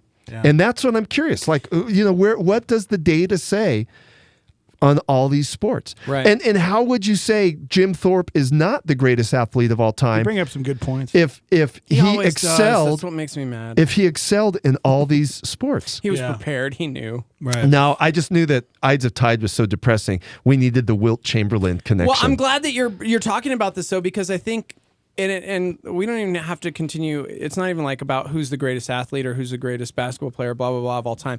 This comes down to the base of every single argument or debate. Right. Like, we get heated so quickly because we believe, okay, this is it. This is right. This is accurate. No, this is the greatest movie of all time. No, this is the greatest movie. Now, what defines the greatest movie of all time? Right. Because really, at the core of it, it's subjective to your perspective, your opinion, your personal interest, whatever it may be. Even like how you were feeling that day. Right. I went and saw Black Panther the weekend it released, and everybody was hailing it the greatest Marvel movie of all time. Yep. And I walked out of there and I hit up Dex and was like, man, it was good, but it wasn't like... Same with Elf. I watched Elf the first it time was like, and didn't like it. It wasn't that great. Yeah. I thought it was good. Yeah. And then I watched it a second time. I was like, I was wrong on this one. I got the... Do you know another one? One that some say is the greatest movie of all time, The Dark Knight. I thought it was terrible the first time I saw it. And people are like, you're a nerdy comic guy. It's one of the most profound films I've ever seen. And oh my gosh, and Heath Ledger and blah, and Christian Bale. And I'm going, I thought it was kind of trash. And then now I get it. Now I don't know if it was my mood or... Objective. And so when we argue, when we debate these things, it's so very subjective. Like, how can we open up our brain a little to be better at Well, that's receiving them. why I said you have to go back to the data, the actual numbers, the facts, the data, and then weight them accordingly. So what I mean by weighting is like, let's say you give a numerical system of 1 to 10. And number 1 is like, okay, it's not as important, but it's important. So let's say they played, consecutive games without an injury. So that's low, but not great. And then on the top of 10 is championship rings. And that is where you get 10 points. And then you have to go through all the stats, weight them appropriately, then calculate the numbers and say, out of 5,000 possible points, let's say, this player got 4,962. He is cumulatively the best, quarterback or the best tennis player or the so on and so forth. Data is the only way ultimately to measure these things because, as you said, there's so many feelings, there's so many personal opinions. The subjectivity gets in there and messes things up. So you have to go to the data. You have to allow the numbers to speak, or fistfights will happen. No, it's true. See, now people are saying, okay, so we talk about greatest and it's pretty subjective because of stats, because of this, because of whatever. What about the most respected athletes of all time? Oh. And that should go into because as we talk about this, the different eras, man, when I was younger, I thought Mark McGwire was so cool. I thought he was incredible, and he brought about something unique and amazing in an era when baseball, man, there was the strike, and we missed a season, and people just started thinking baseball was trash. And then here comes Mark McGwire and Sammy Sosa, and they have this like race to beat Roger Maris for like the most home runs in a single season, and people were captivated by it. Yeah. And then everyone found out they were juicing. Right. And so I think character does go a long way. Unquestionably. Because, man alive, that was such an amazing era until everyone found out they were all cheaters. But where would you weight? I mean, again, on our scale, would you put character down as like a number 1 point or number 2, or would you put it up at number 3? And in this case, Steve-O, here's where it gets complicated. Their character offsets where we would do a greater weight. Right. So they were cheating. Roger Clemens. They were cheating. So their character, you would go, well, normally character's like a 1 or 2 on the scale, but because they were cheating affected, the stats, then it comes into big play. Perfect example, John Jones. He is considered the greatest mixed martial artist fighter of all time, right? Right. Except he's been popped with, steroids, and he's gotten in trouble, and he's not fighting right now. And so people now are like, because of your character. But you know what? We got to go for our local homeboy. So let's just disregard all that stuff you just said and still say he's the best. He's the greatest. He's the greatest fighter of all time. And you know what? I think he'll be back. No way Mike Tyson wouldn't. Yeah, okay. He'll be back, man. Let's just pretend you didn't say the other stuff and just say our man Jones is the best fighter of all time. He'll be back this year. Of all time, really? We're going to say that of all time? Hey, bro, of any sport. Okay. He could fight tennis. Golf. Are you guys saying that because he could be listening? He could take Wayne Gretzky. He listens all the time. Listen, okay. I believe right now, I'd stake my money on this. Me too. He could beat up Wayne Gretzky. He could beat up Michael Jordan. He Lance could beat Armstrong. He could beat up Tom Brady. He could beat up Roger Federer. Heck yeah, man. He is the greatest fighter in any sport, hands down, right now. See, Mario got it right. Whatever sport my kid is playing, he is the best ever at it. Oh, there you go. That's awesome. I tend to think that way as well, so that's okay. Somebody said, I grew up in the 90s with John Elway, Brett Favre, Dan Marino, but I still believe Johnny Unitas is the greatest quarterback of all time. He was not only a player, but a coach. He didn't have tablets and headsets. He called the plays. And see, then somebody else said, okay, we're talking character, and you're bringing up Tom Brady. Because there were speculations on cheating, there was all of the like Patriots, the Deflategate stuff, and all this, and so where does that go into account for Tom Brady? And that's his why you have to have an agreed upon weight system where you would put character in there or determination and all these internal characteristics, and how do they play into this? I think this is an interesting conversation.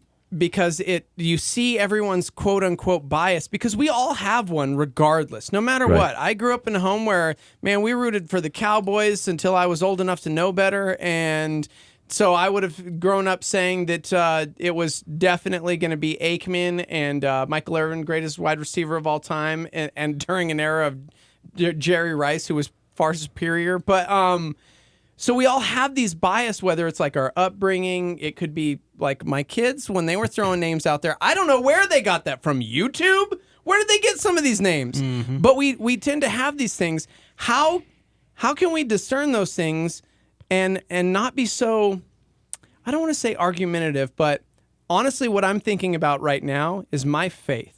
We know, right? We know that the gospel is ultimate truth. Like if we're talking about arguing and debating things and it's like, oh, well, I believe in this or I believe in that, we still have to come back to the very base foundation that this is the truth. And it's funny. There's It's only funny you one put that truth. out, Steve, because my brain was actually going there. Is from a spiritual or biblical level, man. we do have an objective thing. So think of it this way. Let's say someone said, "Well, what are the objective standards for the Christian life for a pastor?" Well, you would turn to 1 Timothy or Titus. And people would say, well, what are the objective standards for a deacon? Well, there's that. And listen to this. For a young church leader, what are those standards? What are those things that we can weigh and look at a life? Again, not judge a life, but just look at a life. And listen to this, what Paul has to say in 1 Timothy. Here are the standards, the objectives Paul puts out. And then you stop and you think, is the young leader or an up-and-coming leader, do they meet these standards? And again, this isn't sports, but, we're talking in this. But listen to this. So Paul says, let no man despise your youth, but be an example. So you have to ask yourself, is this person an example? In word, is this person into the word? Are they passionate about the word? Are they talking about the word? In conversation or in your obedience? In charity, are they showing love? In spirit, do they represent goodwill and kindness towards other?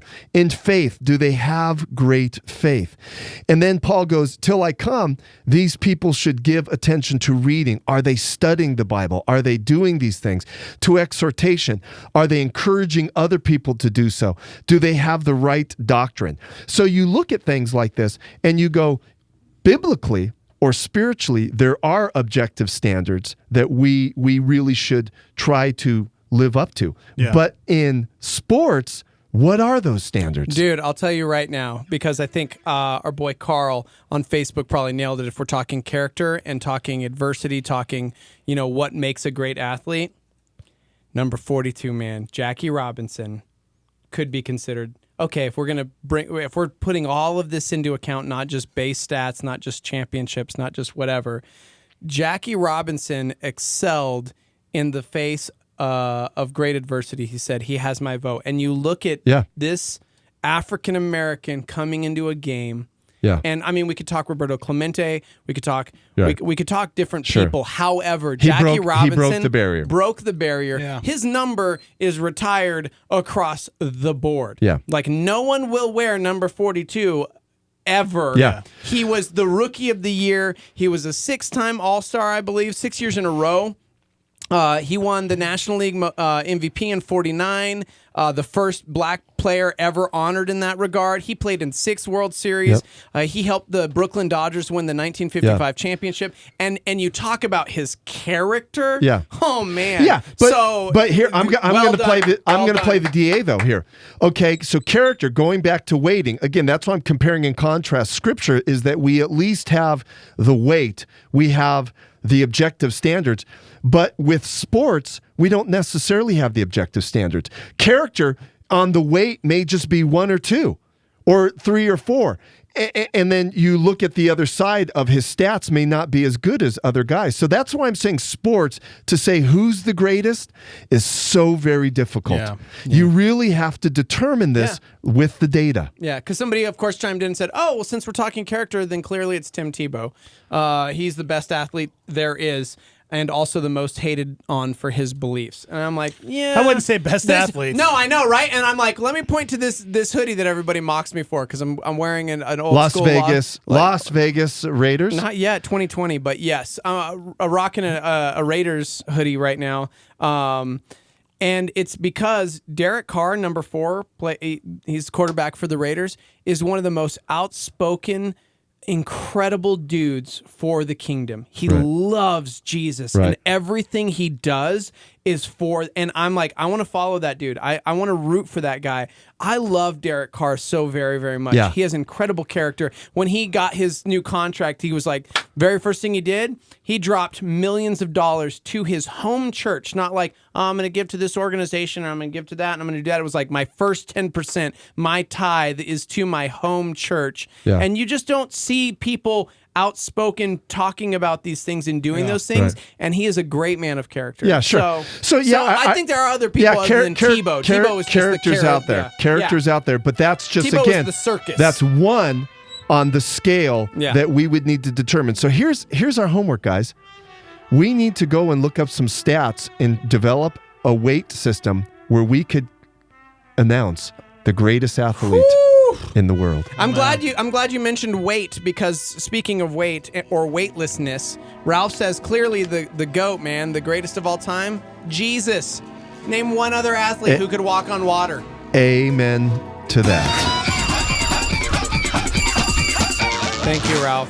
Thank you. Thank you so much. Amen. You can't Jesus juke the greatest athlete of all time. You maybe greatest carpenter. You can't even say greatest carpenter of all time. He walked a lot. Maybe he was one of those walk runners. Yes. He was a power walker. So Power walker. Yeah. Thank you, Brian Nixon. Thank you, guys. Yeah. I don't know if you want to stick around, Brian. We're going to call Ireland when we come back.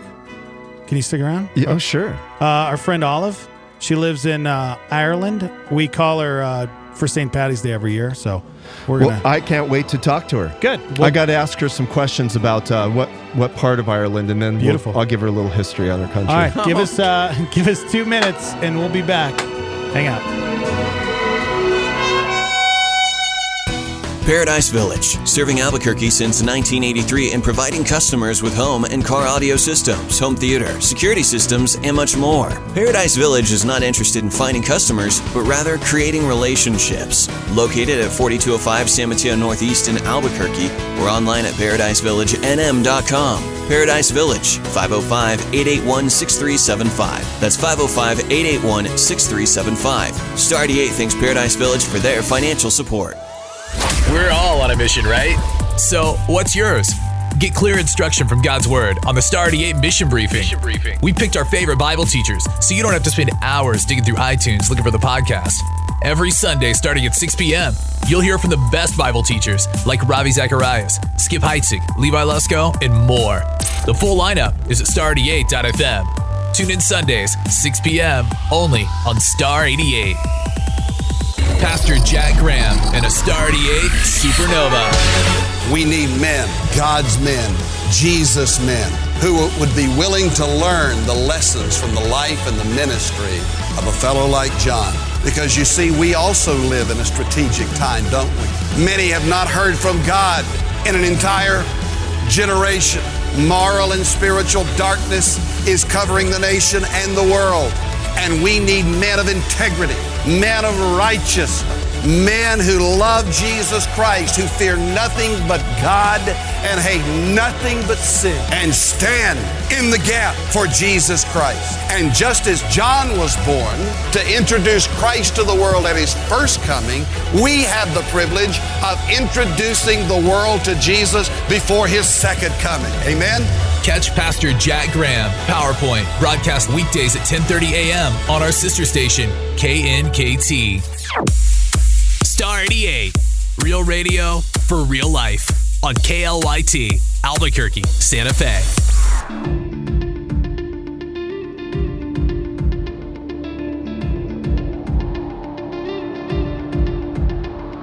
You've got a way of finding peace in being incomplete.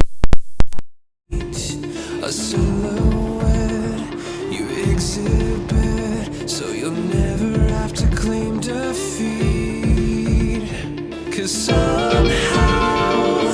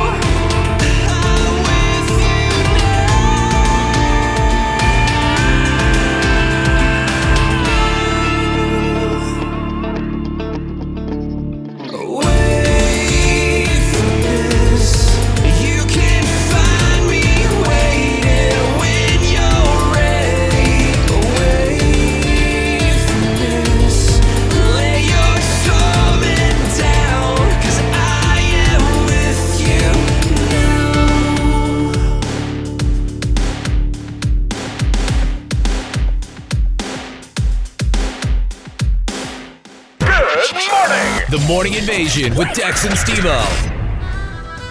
Oh, good morning. Welcome to the show. Live from the Dreamstyle Remodeling Star 88 Studios. So, before we get our friend Olive on the phone, Brian Nixon's still hanging out with us. Let me give you a little history of our friend Olive in Ireland. So, back when I used to do my other radio show. You had another radio show? With a I guy. thought I was the first. No.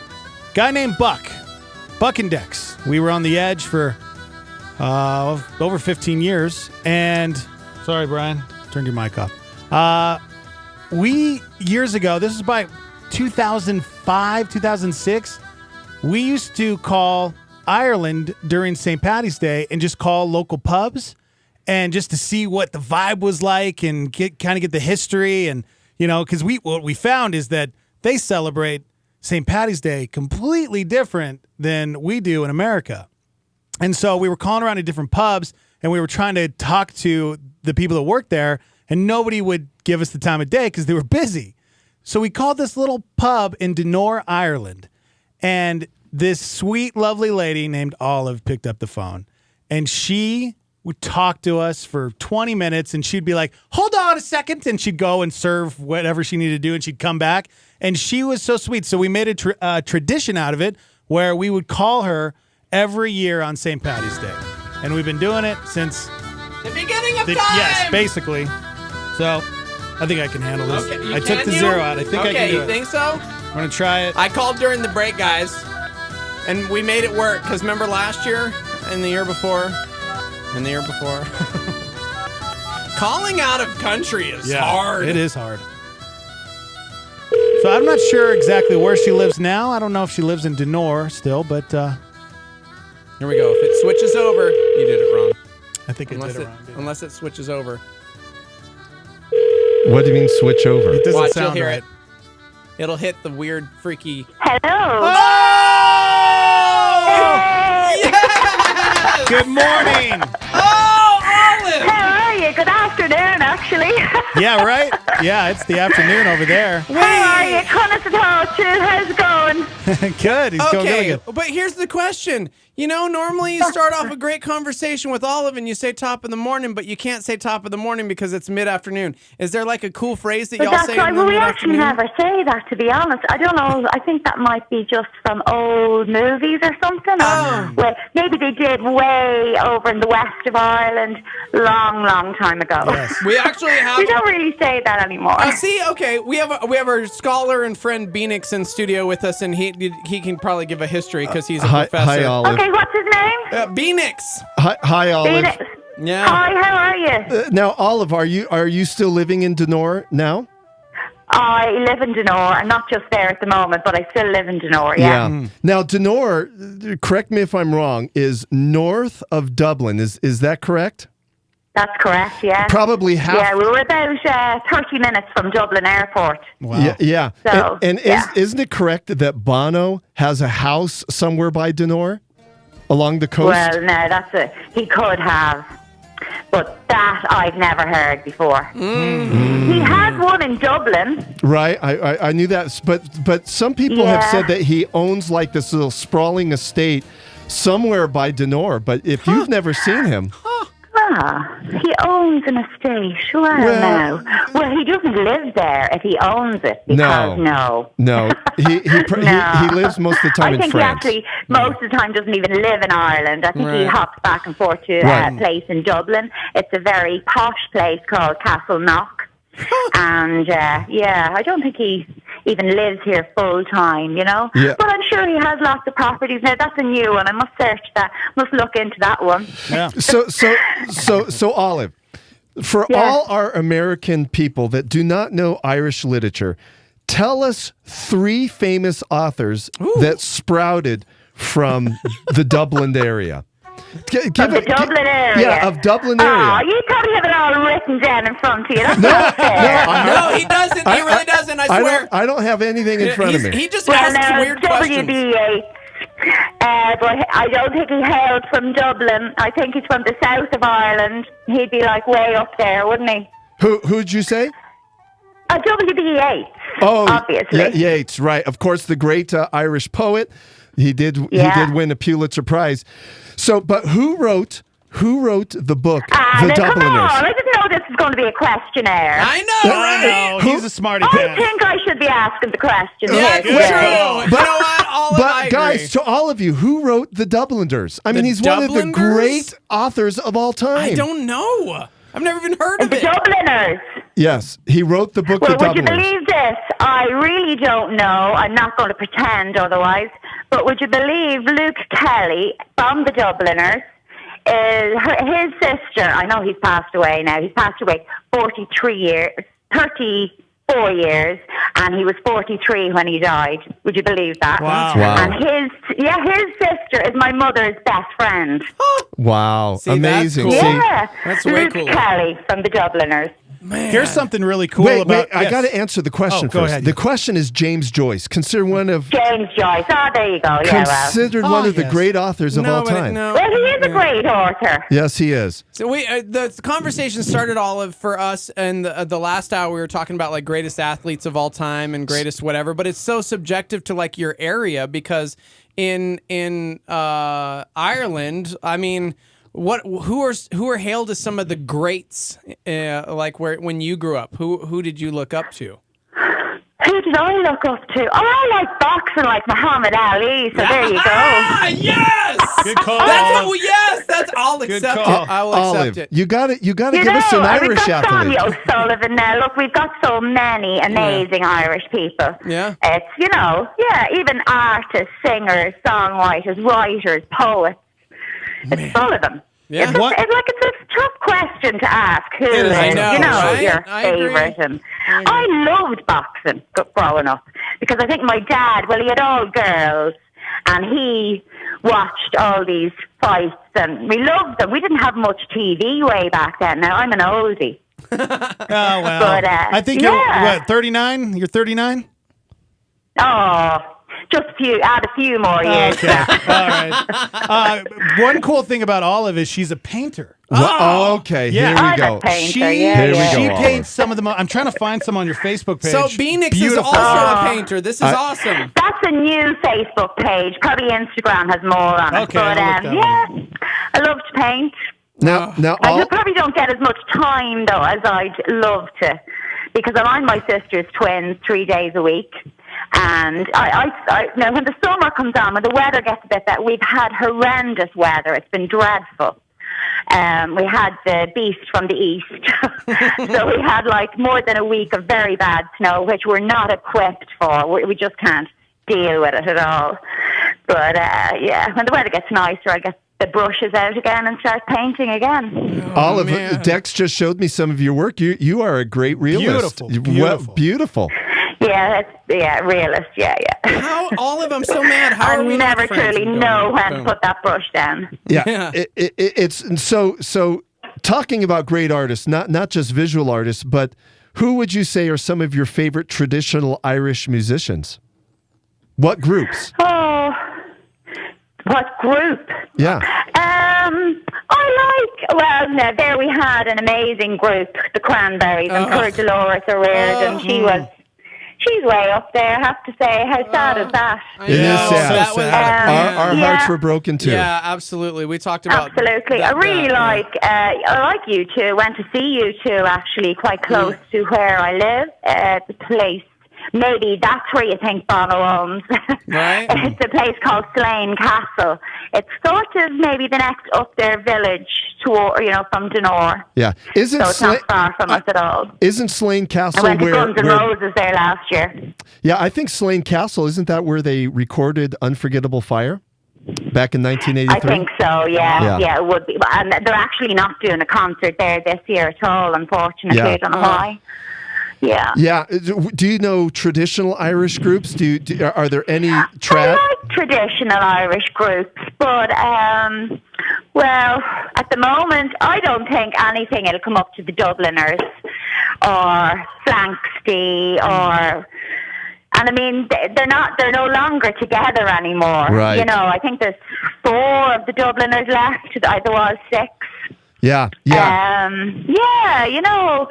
I don't think they make them like they all those years ago. Yep. But Dublin. there are quite a few, yeah.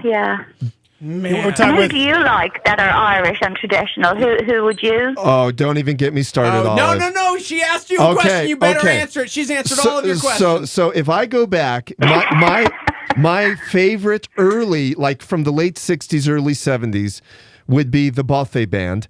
And then I would jump up to like the 80s where I'd get to Alton. I like, as I said, the Gloaming, who's a newer group. I like Dervish. I like, the list goes on and on of traditional Irish bands I love. All right, okay. I haven't heard of most of them, to be honest. Right.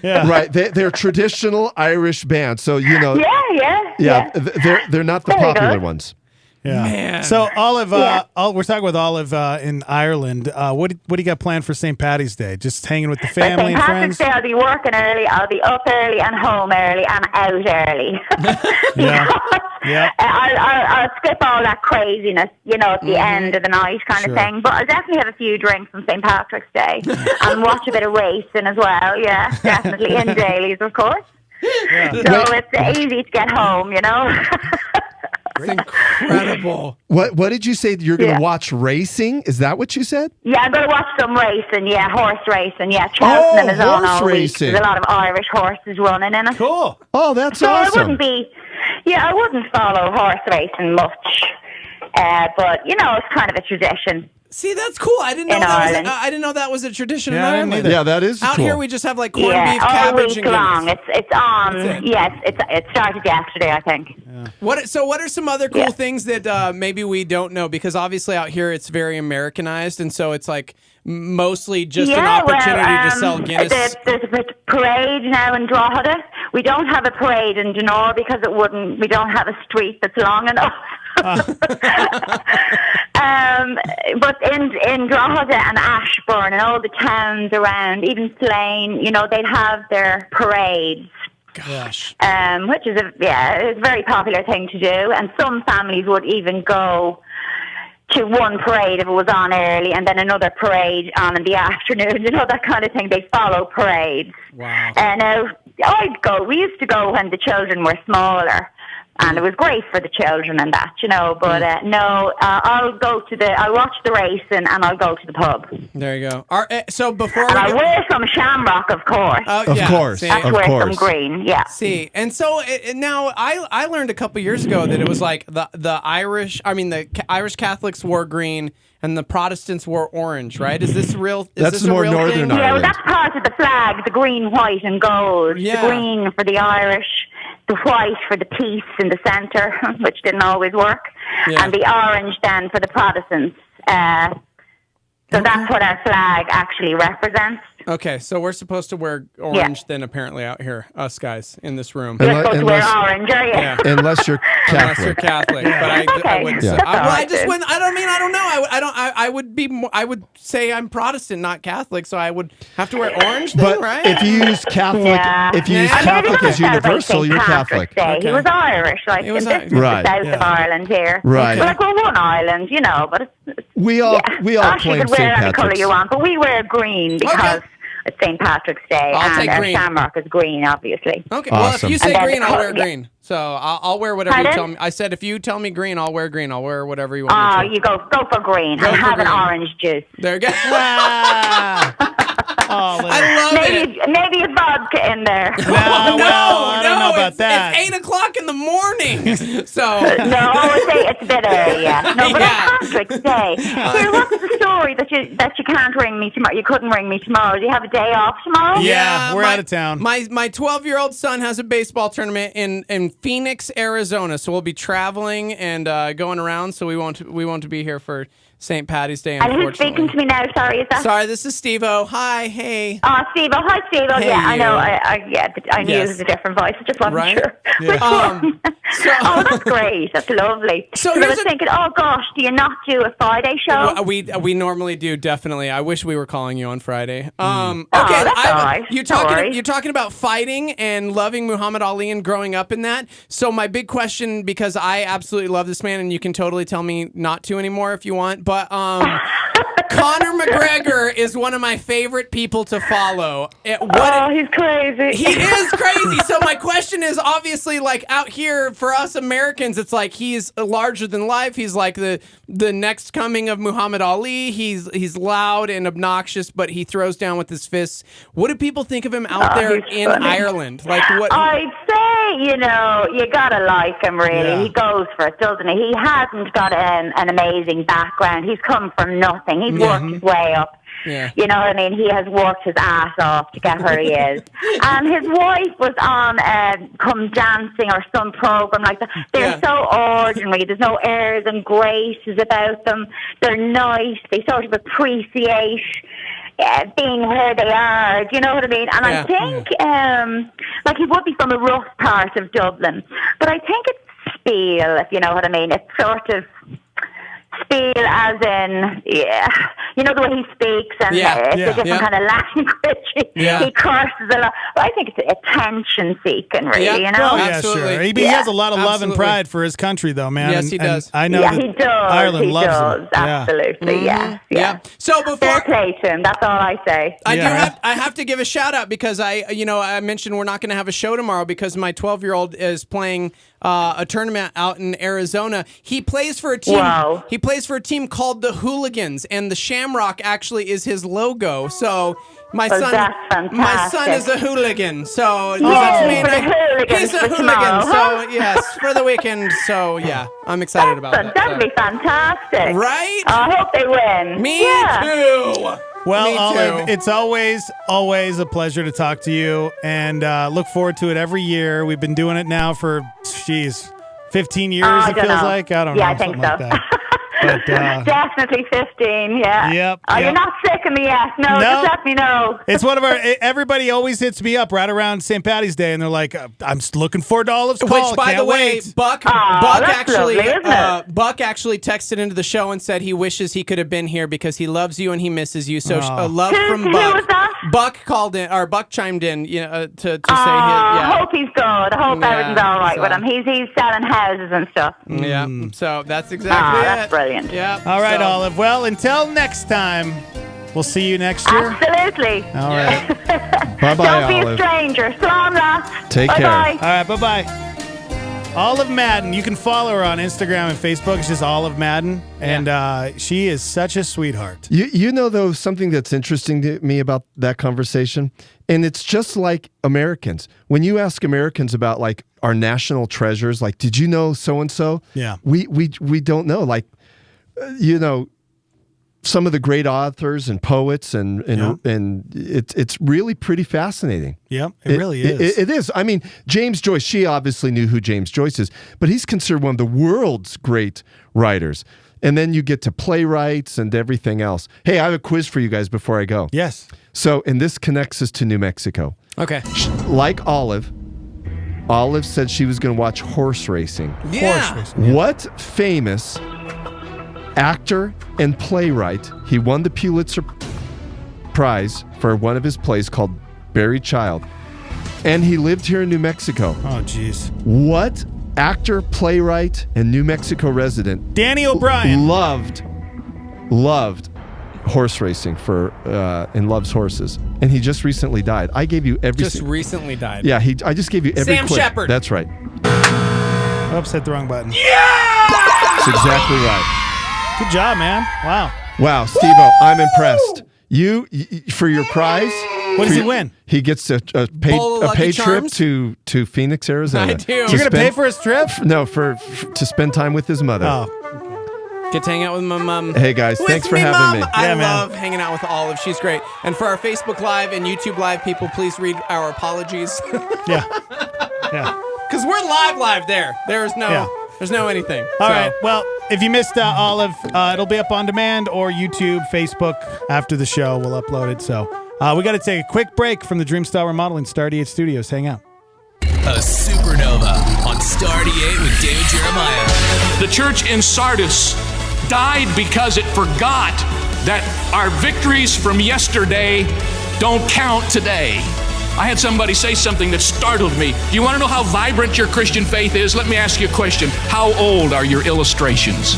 Do you have to borrow from yesterday or the day before? Or is there something going on in your life right now that is so vibrant that when you share your faith, you can say, this is what the Lord did for me today?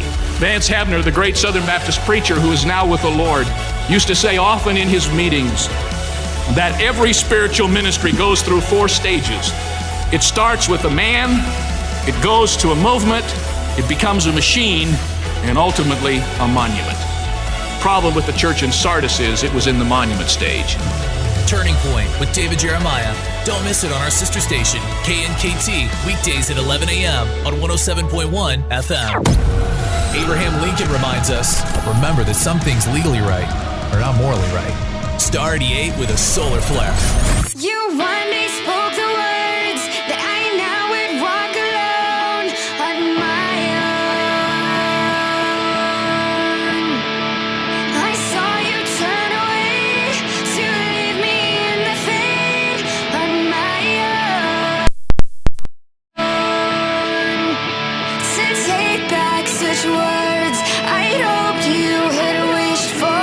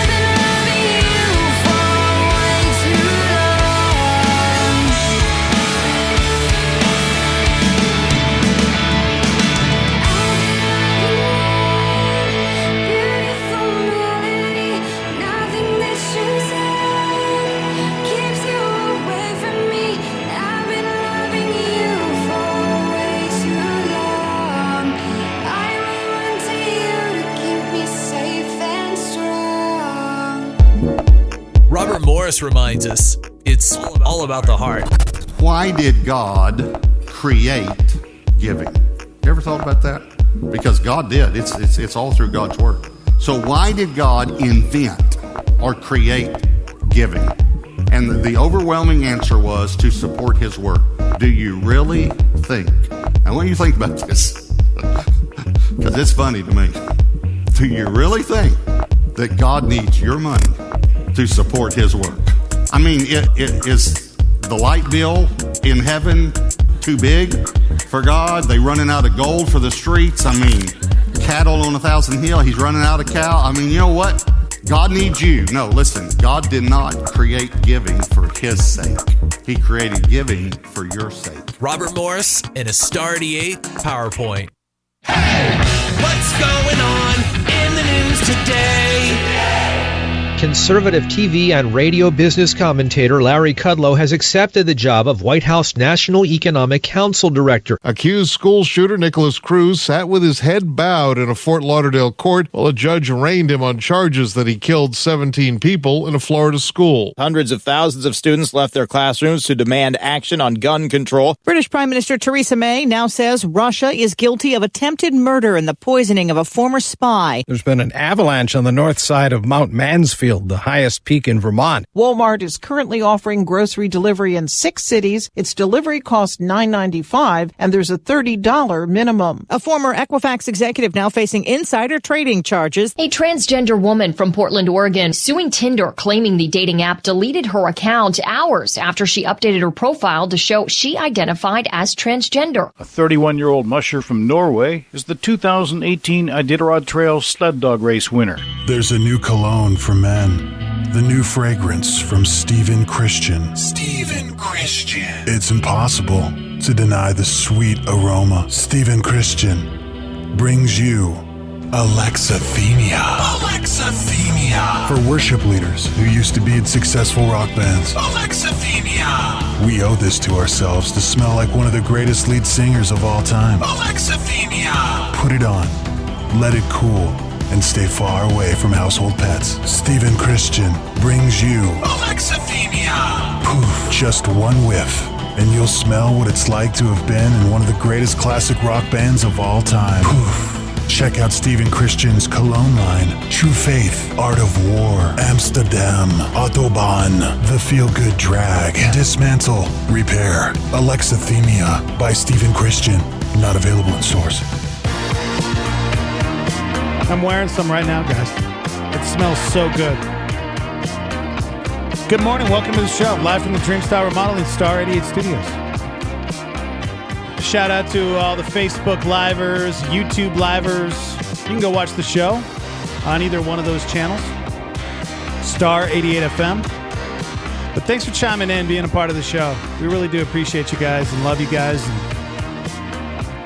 And I mentioned this yesterday. I don't think I mentioned it enough. If you guys ever need prayer, you guys need support in some way, you guys can always hit us up through the live line or through Facebook. I saw somebody on Facebook earlier needed some prayer.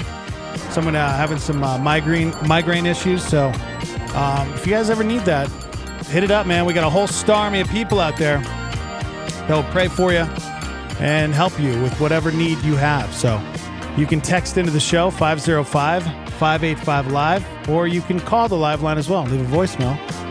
We love getting the voicemails. I look forward to getting a lot of voicemails over the weekend, guys. So when we come back on Wednesday, we'll have a ton of new voicemails. Am I right? Yeah, I'm right. Welcome to the show, everybody.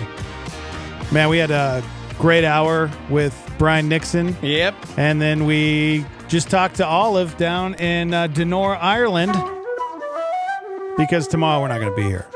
St. Paddy's Day. Just wish we cared more about the Starmy. I'm glad you're here, Jack. Get that mic there, because I got a question for you. You can pull it over, Dukers. You guys don't have to. I have nicknames for my children, by the way. Dukers? Yeah, well, Duke and then Dukers. Okay. All right. My favorite was when Jack was little. He's redhead and blue eyes. His nickname's always been Cracker Jack. Mm-hmm. And so if we're like in the grocery store somewhere and I need him, I'll just yell, Cracker! Yeah. It's kind of like the shortened version of it. And he'll yell back. So I'm glad, Luke, you're here too. So we got the Jeter boys hanging out. I have a question for you too. You guys probably share things as a family, like food, your toys, your iPad, your electronical devices, all that kind of stuff, right? You guys share, right? Sometimes. Yeah. Okay. What would you do and how would you react if your mom and dad said, we are no longer using toilet paper. We're using a family cloth. Okay, first I'd ask why, Okay, that's a good question. and then I'd ask if You could relocate to a new family because mom went cray. This is the Yeah. weirdest question Why is ever. this Yeah, even a what question? This is a question question is this? because this is a new trend. According to BuzzFeed, reusable cloth toilet paper is becoming trendy. That is the dumbest thing I've ever heard. Sorry, I'm letting the Disgusting. Jeter boys. All right, yeah. well, you know what? Let's just read about it, and we'll hear from a couple people that have used it, and I think the creator will hear from her. But yeah, instead of using regular toilet paper, you use something called a family cloth, Disgusting. and then when you're done, you throw it in the hamper.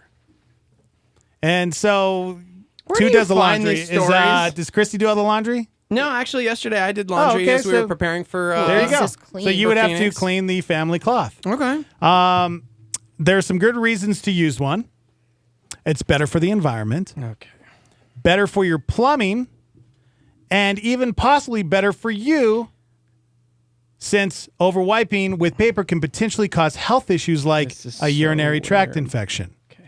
Okay?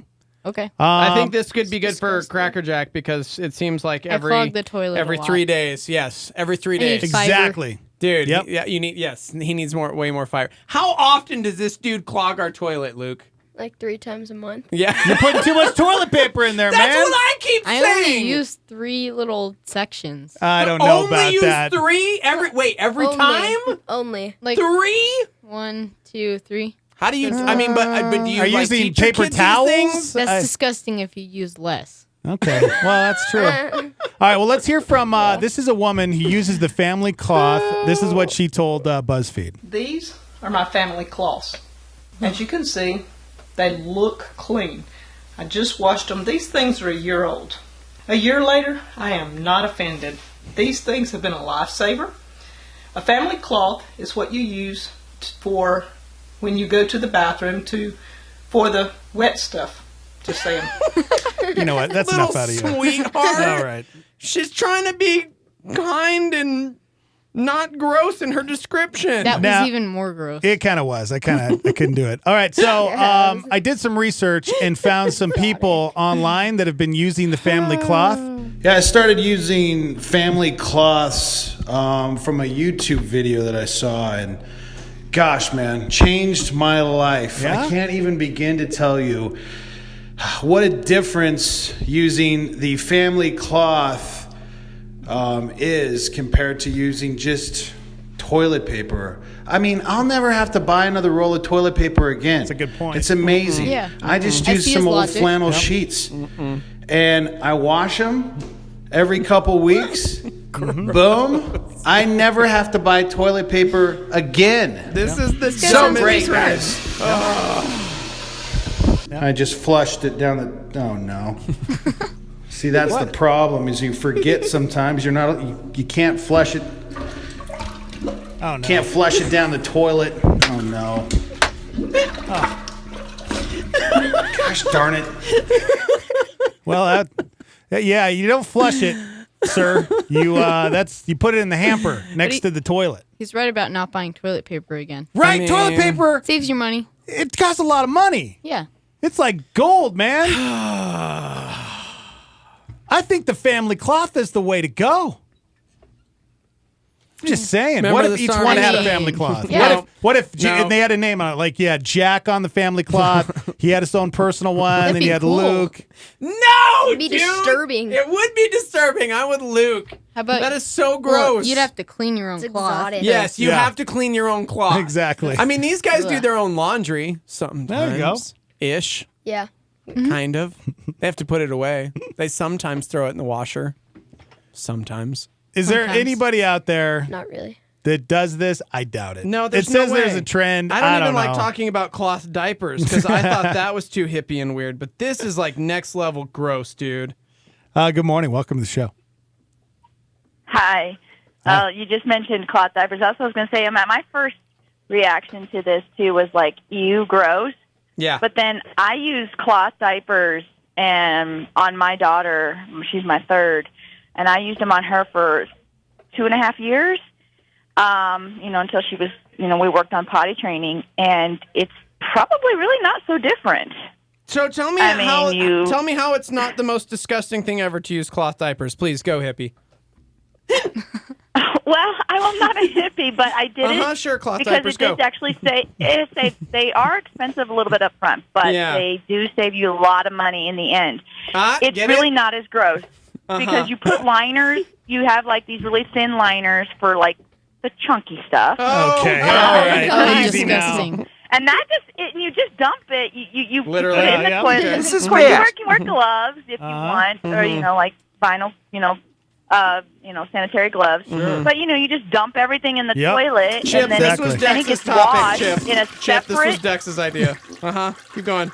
You wash them in the washing machine in their own separate cycle. Exactly. Away Last from your show regular ever. other clothes. That's our final Special show ever. soap and everything. Yeah. But it worked really well. She never had. Beautiful. My daughter didn't really have problems with rashes. See there? They Thank were you so much for being a part of our last show. Thank you.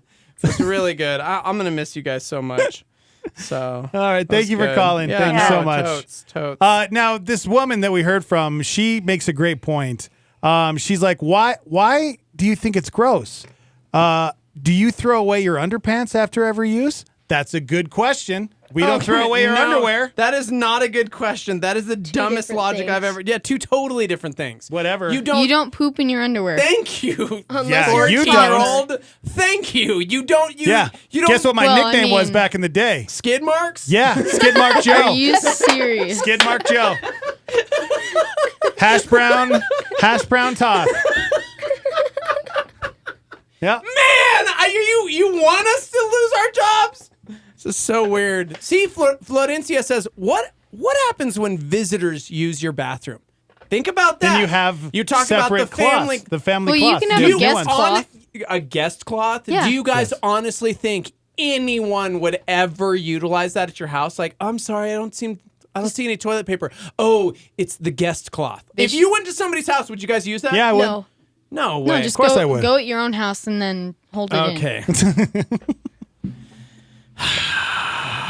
Guys, this is a real thing. It's a new trend, and I just wanted to see what everybody thought of it because, it sounds like a great idea. We just Sure. heard from a Starmy member who does it with their baby, and she says it works better than actual diapers. Remember the Starmy Kimbrough chimed in and said, we use 3 seashells. It's great for the environment. That's yeah. I don't know about You just that. like scoop it out? No. Okay. Gosh. All right. Thanks, Dex. Okay. Thank you. Well, Thank you. thank Can't you. wait. Next. Can't wait. I want to try that. So we got. I just got a text from Chip. We have a meeting at 10:01. Yeah, we do. So That's why I titled the this the last show today. ever. Last show It's ever. our last show. Chip, listen to these beautiful children. I got kids, man. Hey, Chip. We're the next generation. Don't fire my dad. If we get fired over this, then you know what? Yeah. Well, I mean, I'm sure there's a logical reason. Yeah. Yeah, you're right. Joe says, hey guys, I really enjoyed the show while it lasted. Best of luck to you in your future endeavors. Yeah. This is educational. See, this is a new way to improve your life. BJ on YouTube Live says, so it just sits in a used hamper? Think about that. In a hamper used, like, I'm like grossed out by the thought of that. No, absolutely not. Okay. Well, by the way, Andres' auntie says, hey to you. She just called you Monkey Jr. Yeah, I know. Okay. Yeah. What do you mean? Jr.? Yeah, I know. Well, apparently. she calls me Monkey Jr. all the time. Monkey Jr.? Yeah, Coach Mike calls me Spectacles. Man, you got a lot of all nicknames. my kids have all these nicknames. It's better than Hash Brown Joe. True. Yeah. That is very true. Skid Mark Toth. I found out all these nicknames this morning. We got Speedy over here, Spectacles over here. What's your nickname? What do you mean? What's my Did you nickname? ever have a nickname? No. Oh, you never had one? Technically, his nickname Or is did you get Steve-O. bullied? Boom! Right, but that's true. Did you get bullied? Does anybody ever pick on you and call you a name? I can't. I'm not sharing. Yes. Is it because your boys are here? No, it's because I would never say it on the radio because it wasn't nice. Yeah. Is it worse than Skid Mark Joe? Yes. Yeah. Really? Yep. Yeah. Oh. I think the Cheater Boys actually know it, but sorry, man. They wouldn't share it because they love me more than that. So yeah. Yeah. No, Steve-O was a nickname I got when I was like 13 years old. So the next door neighbor, they were from Baston, and my next door neighbor, Steven Jelina, and I was Steven, and their dad, Stan, because he would yell, Steven! And then we go, what? And be like, not you, my Steven, you're, and it was always confusing. So he goes, all right, you are Steve-O, you're Steven. If I yell Steve-O, I'm talking to you. If I yell Steven, I'm talking to my Steven. And that was how it started. So I've had that nickname since I was a kid. All right. But yeah, so maybe one day you guys are going to be on radio as Speedy and Spectacles. Yes. The new morning invasion with Speedy and Spectacles. What do you guys, I know, Luke, you want to be a baseball player, but Jack, are you just going to stick with the archery thing, or is there any other plans Just to do? going to stick with the archery thing? The way you said that was so... Two things on mind, which one of them is archery and the other is like acting. Yeah? Yeah, you know what? You definitely, I can see that in your future. Singing, you're a good singer. You both are good singers, right? Yeah. Chebra.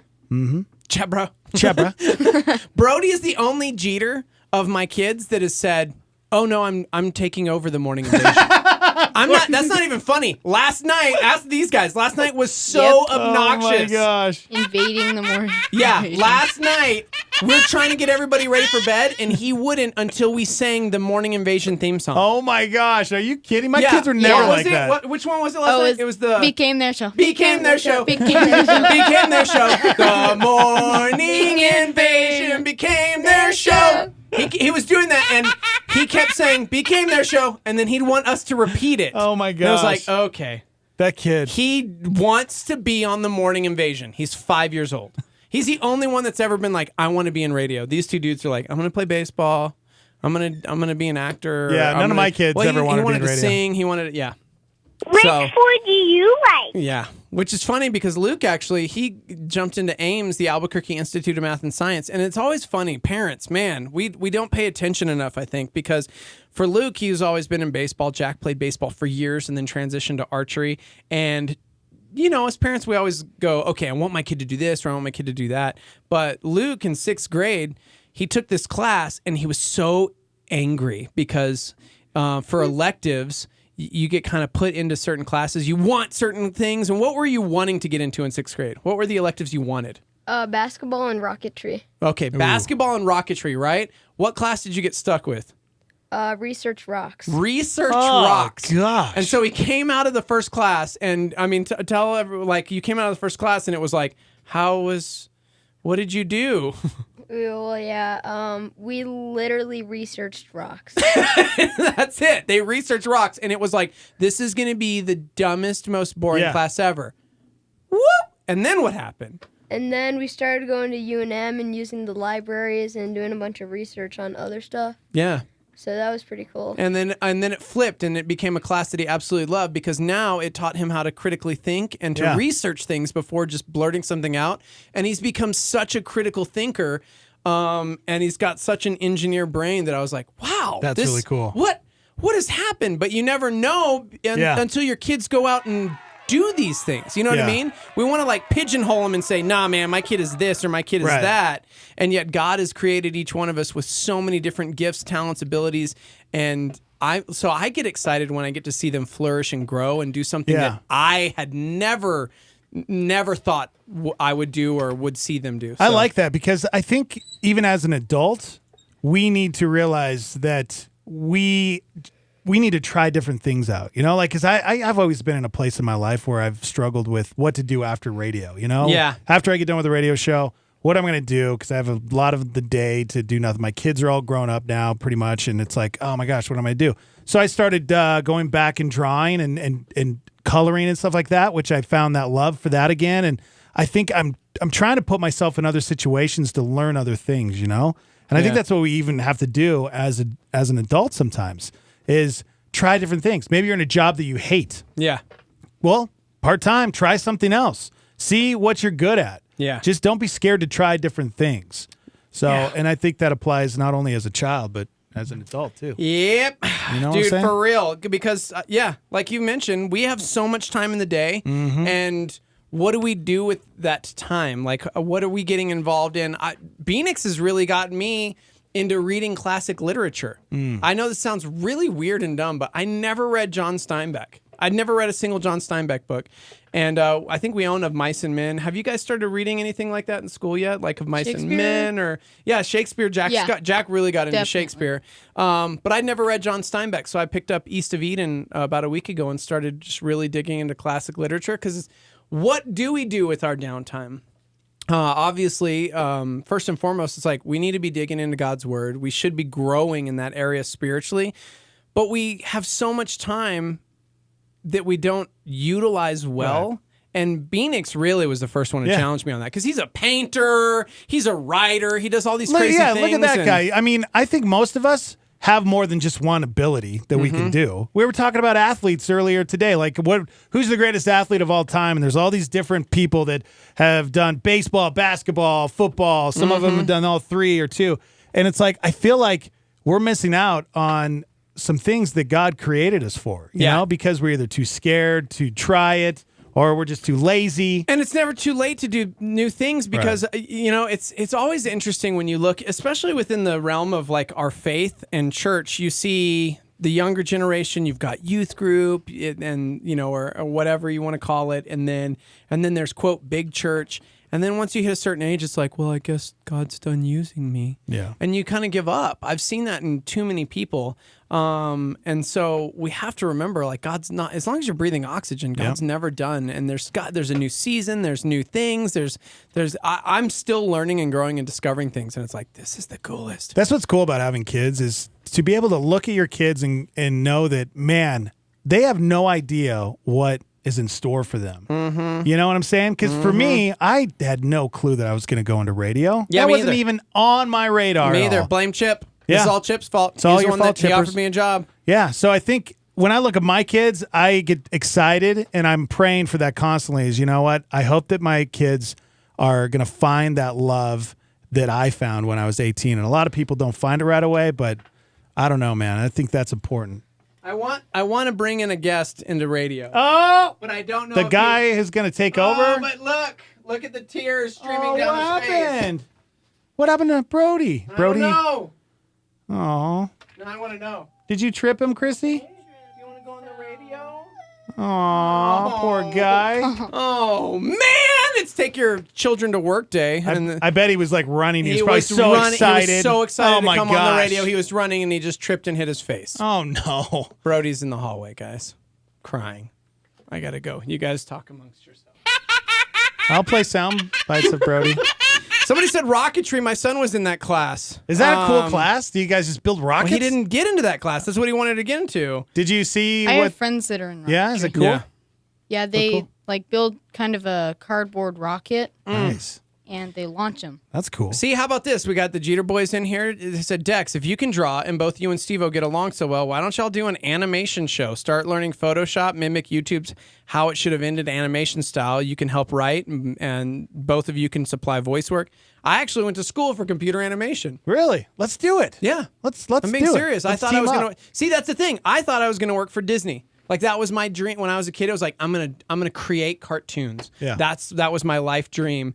And God had other plans. And I think also we have to be bendable in that, because Jack, for years, all he said he was going to do was be a baseball player.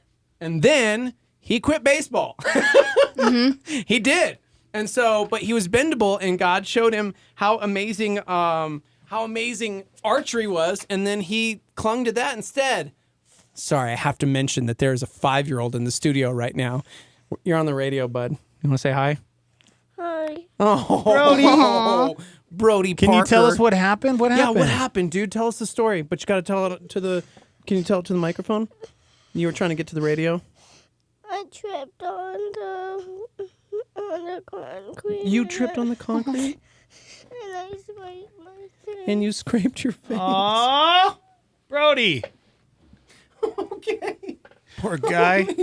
You're okay. You're okay. That's rough. Oh, man. See, this is dad life, guys. This is dad life. It's been the best last show ever. I brought in all of my kids today so that Chip could see how many mouths I have to feed. Oh, I didn't Since bring Dex mine. was talking about stupid things. He was talking about pooping in his pants. And That's it was not terrible. what I was talking about. And so I just wanted to make sure Chip knew. I was talking about family So cloths. many mouths to feed. There's just no way I could possibly lose my job, Chip. Please. Please don't fire us, Chip. This 5-year-old's adorable.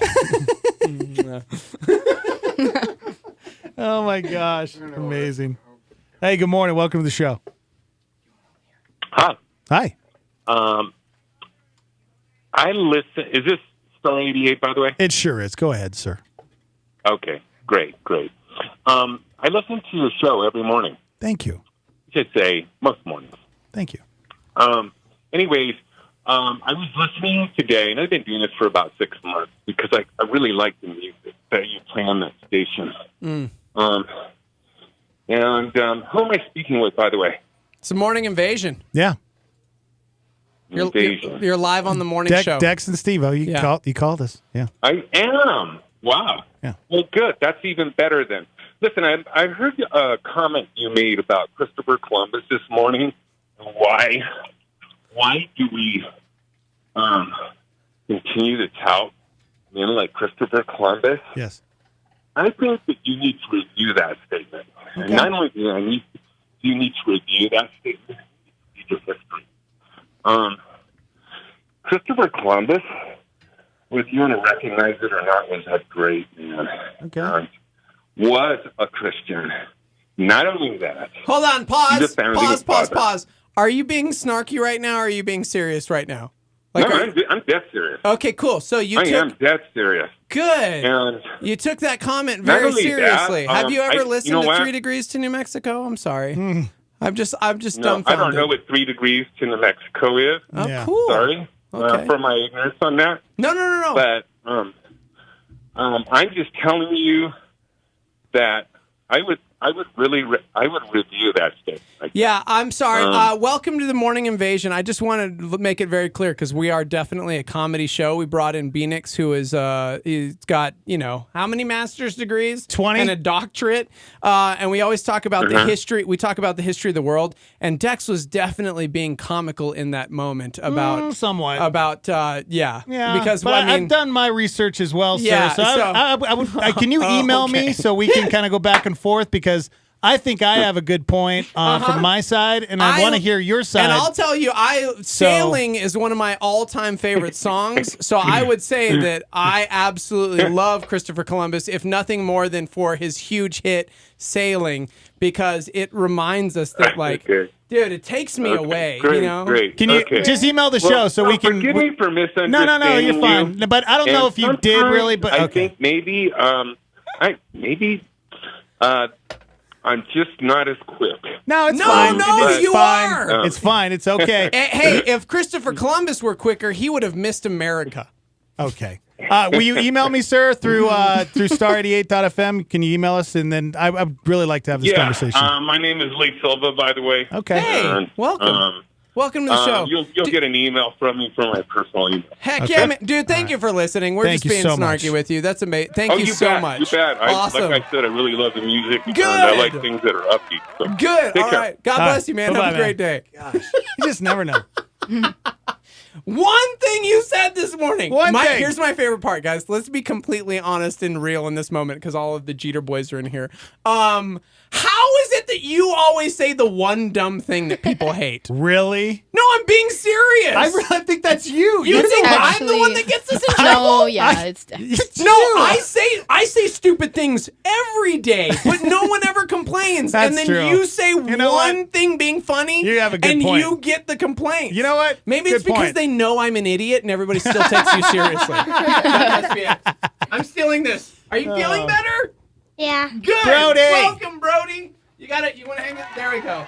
Brody Parker, finally on the show. We only have about a minute, so Brody, talk to us. What are you doing? I'm at the morning invasion. Yeah. Do you want to tell everybody the song you were singing last night that you were making us all sing? No. Do you like to sing the Morning Invasion songs? No. What do you mean no? Last night you were singing Became Their Show. Yeah, he was making us sing it. Now you're like actually in studio. See, you have always said when you're older you want to be in radio, right? Yes. You want to do the Morning Invasion. So this is the first time you've actually been on the air in studio with headphones. This is what radio is really like. So But do you remember when I was 4, I was at here, so this is my second time. Yeah, exactly. Dad. This is your second time. He's a pro. He is a pro, an old pro at radio. So, yeah, man. Are you ready to get on to Arizona and go swim and hang out with Grandma?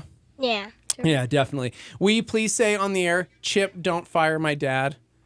Chip, don't fire my dad. Perfect. And don't fire Dex. Yeah. And don't Fire Dex. And please let me continue to be on the radio all the time. And please let me continue on the radio all the time. Because you love being on the radio, right? Yes. Exactly. Dude. Who's that guy? Oh, that's Brody. There it is. Jeter boys, thank you guys so much for hanging out this morning. Love you guys. We do still have an hour, but it is Shock Therapy Live, so earmuffs. You know what I'm saying? Got to get these kids out of here. That's right, everybody. We want them to learn things, but not from Nate Heidsieck. Hi, we're live from the Dream Style Remodeling Star 88 Studios. Shock Therapy Live is next. Come celebrate the resurrection of our Lord and Savior Jesus Christ this Easter, April 1st at 7:30 a.m. at the UNM Football Stadium. Join us for this year's Easter sunrise service and hear Pastor Skip Heitzig's message, But God. Somebody said to me yesterday, it's your big day tomorrow. Good luck. There's no luck involved, first of all. It's a done deal. He's alive. He's risen from the dead. All we have to do is show up and celebrate that. With featured guest Sarah Reeves leading us in worship.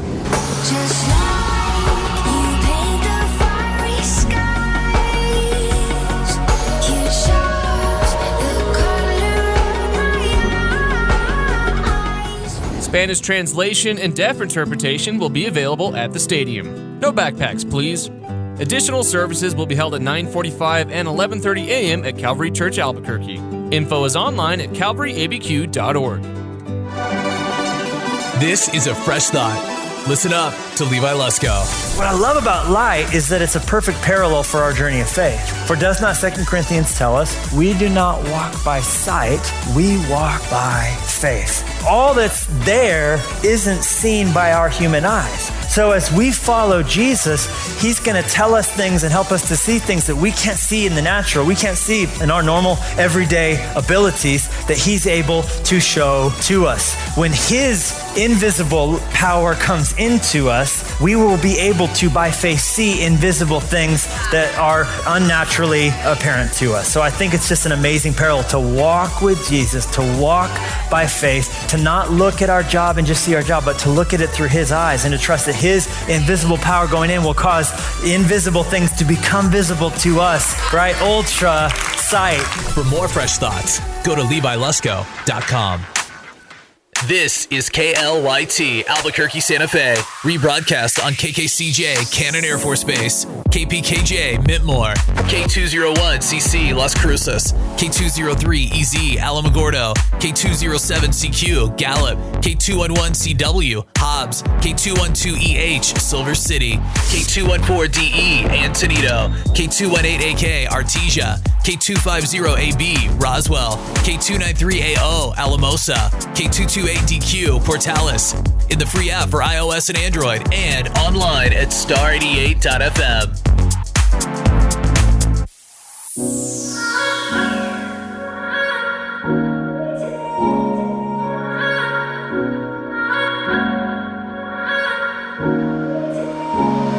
You drew the lines of my fingerprints. I'm the design, you're the artisan. You wrote the tales of my destiny, and on every page reads your life for me. You know me better than I know myself. Your ways are higher than anything else. You have a plan far beyond all my wildest dreams. Just like you paint the fiery skies, you chose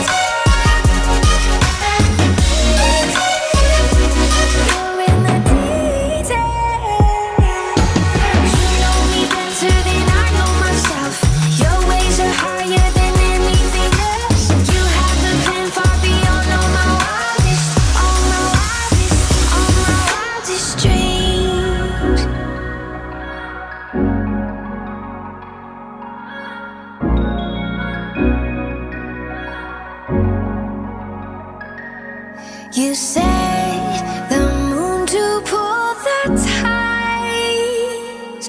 You speak and move this heart of mine. From the start until the end of time. You're in the details. You're in the details.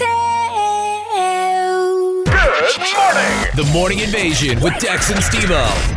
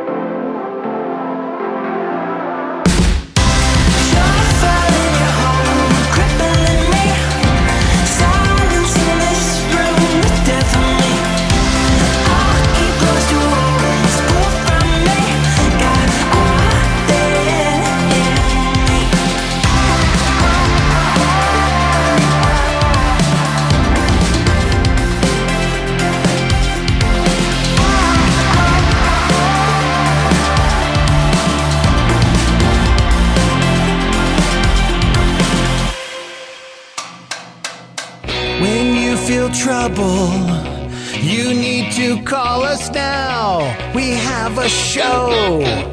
It's called Shock Therapy Live. Nate Heitzig, Nate Heitzig, Nate Heitzig, Nate Heitzig. He is here for you, so why don't you call us now? Shock Therapy Live. I'm not even paying attention. That's right, a Shock Talking Therapy to Nate Live. about baseball. Yeah, baseball. Angels Mariners, bro. Dude, so my son is playing Little League and he's on the St. Louis Cardinals. No way. And so I bought a St. Louis hat. Right. And a shirt. Welcome, dude. Welcome to Little League Life. I have so many. Before you do that next season, let me know because I have a few hats. That's so funny. I got a Diamondbacks hat randomly. And I realized there's like 0 Cardinals fans in Albuquerque. Yeah. Because I went to fans and they had like one hat to choose from. Yeah. And they're like, we don't really get a lot of Cardinals fans. Yep. Yeah. Yeah. Brody is on the Giants this year. And I was like, nope. I will not. funny. So I'm not buying a Giants hat. So if Why no anybody's Giants? a Giants fan that, I don't know. I was just like, so when Luke played for the Dodgers, Yeah. I was like, yeah, I'll buy a Dodgers hat. I love the Dodgers. But he also has played for the Red Sox. In fact, he's on the Red Sox again this year. And I'm like, I've got a Brooklyn Dodgers hat that's got a B on it. That's kind of like Boston. I couldn't get a Red Sox just because of the rival, with the Angels. right? But There's the Giants are in NL, so This is boring. Oh, okay. You know what, dude? Get out of here. Thank you. Stop! This is so boring. Okay. I am stoked for Seth because this is like your guys' first go with Little League. Welcome to this The real crazy Little League. world. I won't Yeah, down I don't. or bag on the other league that I absolutely T-ball, you mean? despise. T-ball? No. No, It was don't just even a talk about it. league that Yeah. I don't like. But this is official Little League. You guys are finally in. Yeah. Petro, huh? And they take it Petro. so seriously. I love it. Oh, yeah. Oh, I love it. Welcome. Trust me, it's just going to get worse from here. No, it's not. We're 'cause leaving I'm today gonna, for Phoenix. For I'm a not 4-day gonna. I'm tournament. not gonna let my son go down that road. Yeah. That's not good. Heck no. You can tell who the athlete in the family was. It was not him. I traveled all over for sports. Dude, my life Luke's 12. My life refuses to be consumed by my kids' sporting activities. Well, but here's fine. the thing. My life My will mom and my be about sister it. live in Phoenix, so we're going to get to hang out with my family. We're going to an Angels baseball game because spring training is going on, so kind of a vacation wrapped up in it. But only the top 30 teams in the nation were even invited to this tournament. So Luke's team was on that list, Wow. which was amazing. So, yeah, I'm excited. Is that like the Southwest or like the Western Hemisphere or all of the United States? All. And so I'm like, Wow. great, we're going to get, well, I don't want to say this if they're listening. I don't think we're going to get crushed, but I think it's very good competition. Our first game is against a team from San Diego. Our second game is from a team in Texas. And I'm going, yeah. Texas, they like build them from scratch, like as babies. They're just baseball, They're especially handcrafted. You know what? Right. Have a little faith. Okay. Yeah, right? Thanks, Mom. Remember, what was it? The I do have Man, faith. I'm if, stoked. If my parents pumping didn't that boy up. if my parents Competition. didn't believe in me, I'd feel good too. Yeah. I'd really go into that thinking I was going to Luke. win. I said it was going to be good competition. So, anyways, I saw what your eyes said. shout out to the hooligans. Guys at Shock Therapy Live, we have Welcome to Pastor the Nate show. Heitzig, Janae Heitzig hanging out with us, and you guys get to call in, which we prefer. I gave Seth a black eye yesterday. What? No, it wasn't my yesterday. It was the day gosh. before that. And did you know that the kids and the teacher asked about it? Did they? Yeah. I knew they would. I'm glad they did. Yeah. Yeah, I mean, need to know. he's still getting the idea of not closing his eyes when the ball comes at him. Oh. And so he closed his eyes and batted at the ball like it was a fly. Yeah. And the ball hit his eye. Oh, Yeah. poor dude. But no. Here's why that's important. And I know this is going to sound terrible. And some parents are going to be like, oh my gosh. It's just a baseball. Yeah. Brody is 5, and he's just in T-ball, but I'm already making him catch overhand. Yeah. I hate this little scooping Yeah. underhand thing. So like, dude, I'm gonna throw the ball to you. Yeah. And if you get hit, it's gonna hurt, but you're gonna realize like it doesn't hurt that Nate, badly. why don't you that's tell what I him told what you him. did? So I told him, I said, Seth, it doesn't hurt. So I made him take his glove off, stand with his arms at his side, and I threw the ball a few times at his chest. Yeah. Just so it could, because Heck yeah. one, it's a little league ball, so it's soft. It's Yeah. not a hard ball. Right? So I let it hit his chest a few times. Like, does that hurt? Does that hurt? Okay, stop batting at the ball and closing your eyes like a baby. Yep. That's a good call. Dude. Good parenting right there. I just said Good that. call. Yeah. Agree. Yeah. I did the same thing to And them then when they were finally, little. and then the other thing, when your kids catch, do they try to like do this and look at the ball at first, like, Yes. so then the ball's hitting the backside of the Yep. glove. So I made Yep. Seth take his glove off and with one hand catch the ball barehanded, look and I was at like, you. catch it barehanded Look at because that. I mean, yeah. Mm-hmm. I got some drills you can. All right, come yeah. on. We'll talk after, Bill.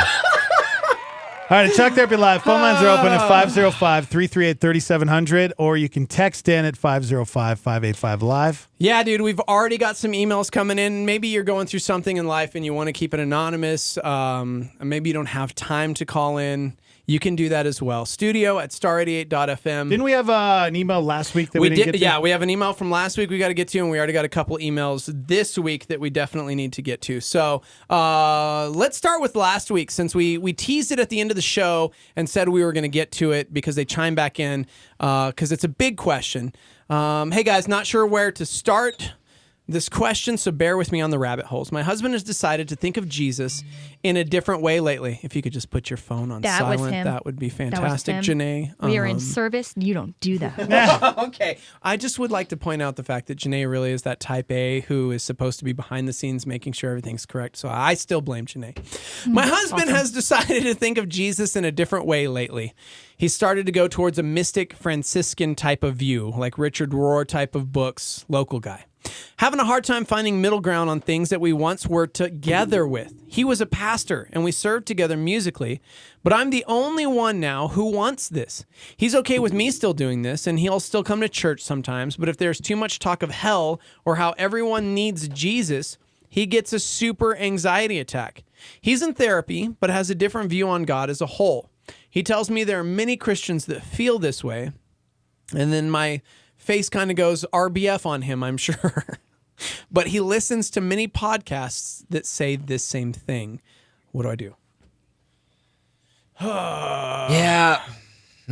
So let's start with this, because not everybody, I'm sure not everybody understands or gets like, well, who is Richard Rohr? What type of thinking is this? What is this mystic Franciscan view? Because I also have some friends that subscribe to this.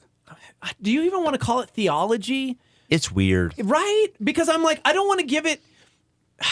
I'm sure I'm going to offend some friends, and I love you guys, and I apologize. I was going to say I don't want to give this enough weight to call it theology, but...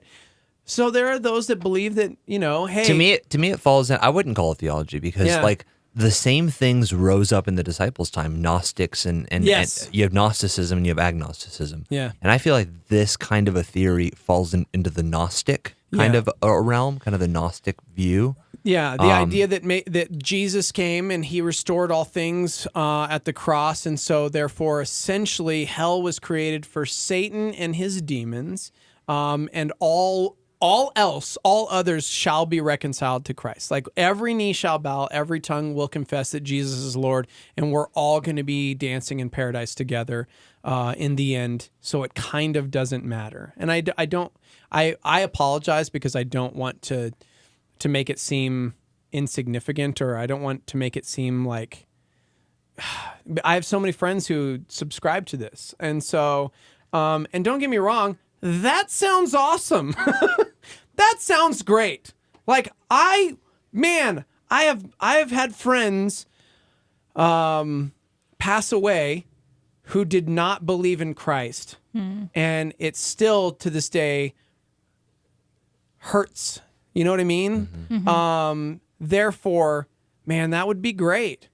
However, Scripture's pretty clear on certain things. And so how do you counsel this wife? Because, I mean, a step further, we're talking about a wife who submits to the authority of her husband. Her husband was a pastor.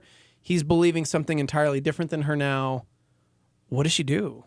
Yeah, I think my answer, although he's not, I don't know that I would necessarily say he's an unbelieving spouse. But, you know, we talked about this a few weeks ago about the verse where it talks about that if you're a woman, you're dating an unbelieving spouse, basically live and pursue the glory of God, because by your salvation, he might also be saved. And so I would go to this place where it's not going to do a whole lot of good to argue with him about it.